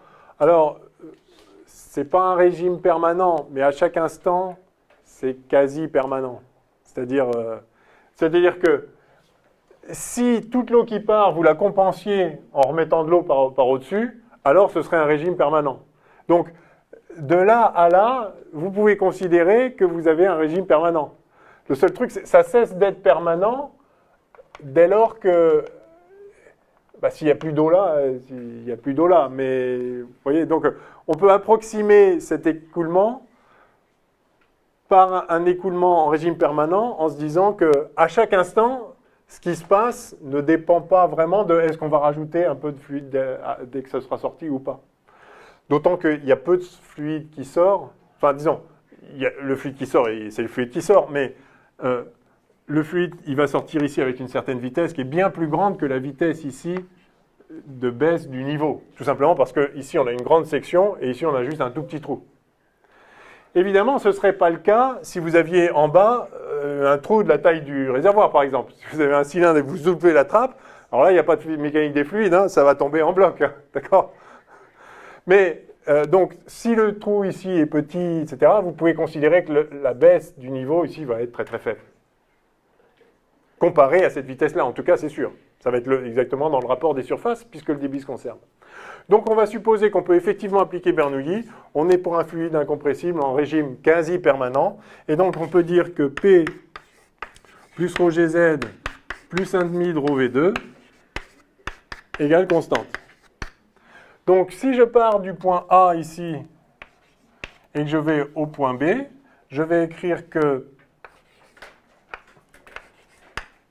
PA plus ρg ZA, mais ZA c'est mon Z de T justement, plus 1,5 de ρ VA de T au carré, ça c'est l'expression de Bernoulli, enfin c'est la pression totale, la charge si vous voulez au point A, ça doit être égal à la charge au point B. Et donc PB plus ρg ZB plus 1,5 de ρ fois, je vais le noter VB au carré, qui va aussi dépendre du temps. Et donc, j'ai mis partout, bon, c'est pas nouveau.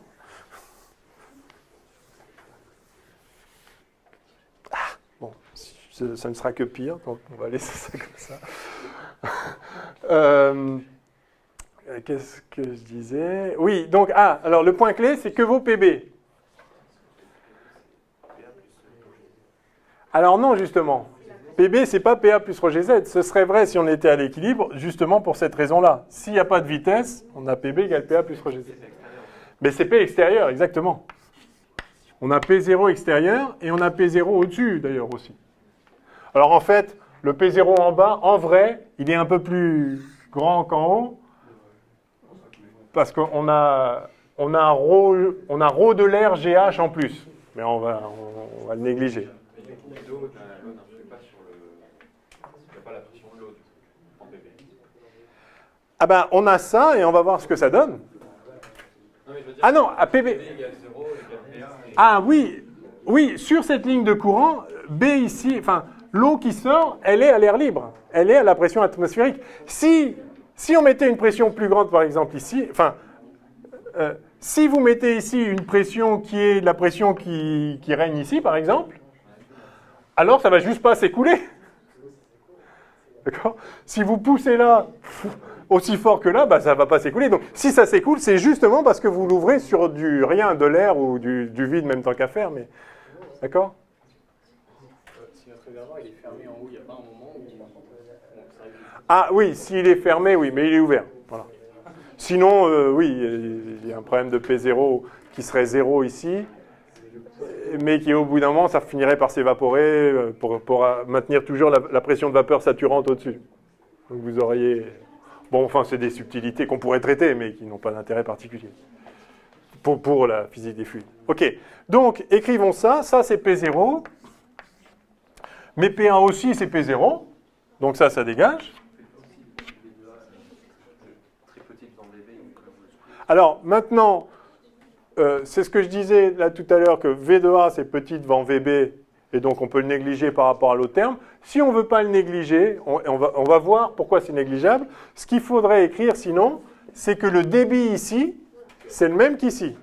Et donc on a le débit volumique en A, ça c'est SAVA. Mais c'est aussi égal au débit volumique en B qui lui-même est SB VB. Enfin, j'ai mis des petits V, bref. VB. Et donc, on a effectivement VA qui vaut VB facteur de SA. C'est l'inverse. SB sur SA. Donc, en tout cas, je peux écrire Bernoulli comme ça, avec... Donc, Z de B, en fait, c'est 0, là, dans ma convention. Et donc, j'ai 1/2 de ρ VB carré, qui vaut 1/2 de ρ VA carré plus ρ G Z de T. Et si je remplace ça par VB, donc enfin bref, ça fait 1/2 de ρ VB carré facteur de 1 moins SB sur SA au carré égale OG Z de T.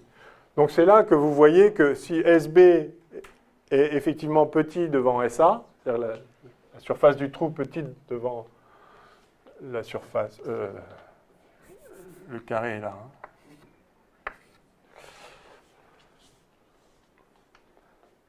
Donc si le rapport des surfaces au carré est petit devant 1, et c'est largement le cas ici, parce que même le rapport des surfaces déjà est très petit devant 1, donc son carré est encore plus, vous pouvez considérer qu'en fait, la vitesse ici, c'est 0. Alors si c'était strictement 0, ça ne baisserait pas, donc. Mais au premier ordre, vous pouvez obtenir le résultat comme si c'était 0. Quoi qu'il en soit, la vitesse d'écoulement ici, VB, c'est racine de 2GZ de T. Je vais quand même laisser, puisqu'après tout, ça ne coûte rien d'être très rigoureux ici. Si je laisse le rapport là, je peux quand même écrire ça. Racine de tout ça, voilà.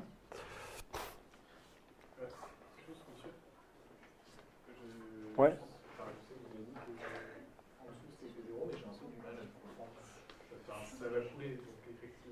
Donc c'est ouvert à l'air libre. C'est-à-dire la pression qui empêche que ça coule, c'est juste la pression atmosphérique. La pression qui retient l'eau qui s'écoule, c'est la pression qu'il y a en dessous. Alors je suppose que c'est ouvert à l'air libre. Si c'est dans le vide, c'est même 0.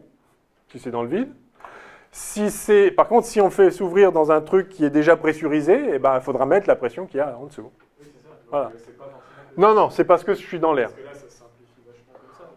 Oui, bah sinon, en tout cas, il faut connaître la pression qu'il y a là, parce que sinon, vous ne pouvez pas résoudre le problème. Et encore une fois, si la pression qu'il y a là est même plus grande que la pression qui est ici, par exemple, qui suffit à tenir l'eau, c'est l'inverse, l'eau va remonter.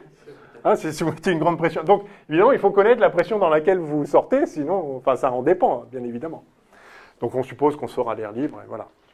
Mais on peut choisir ce qu'on veut. Donc, si on sort à l'air libre, on a VB qui vaut ça, et nous, ce qu'on cherche,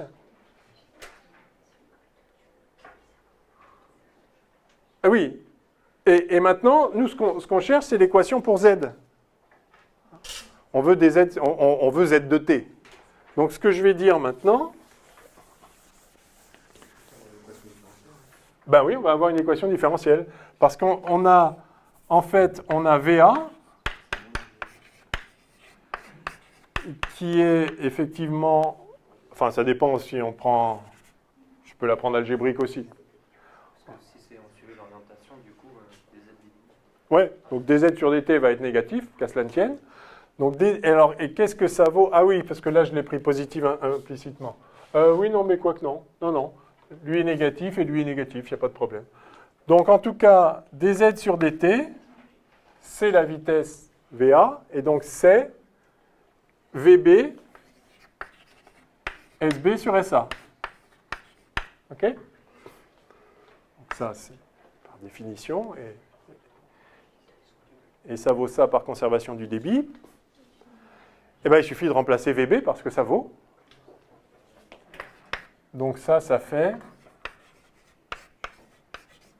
SB sur SA racine de 2G sur 1 moins SB carré sur SA carré.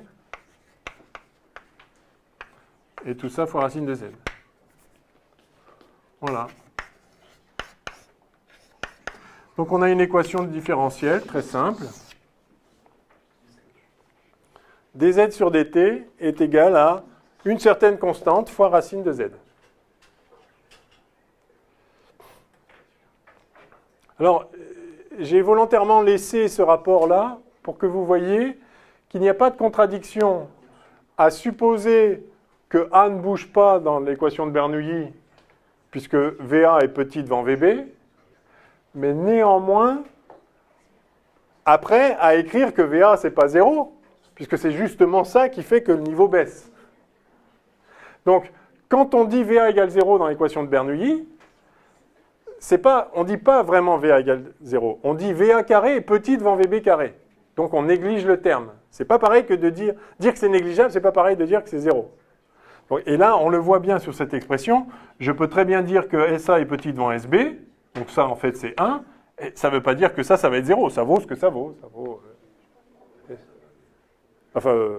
Pardon, SB sur SA qui est petit devant 1. Et donc, mais là, ça vaut ce que ça vaut. Okay. Bon. Donc maintenant, je vais la faire, l'hypothèse. Oui, alors donc, intégrons ça. Donc ça fait dz sur racine de z égale la constante en question, donc racine de 2g SB sur SA. Je retire maintenant là, ce terme-là, dt. Donc l'intégrale de 1 sur racine de z, c'est racine de z, avec un 2 qui traîne.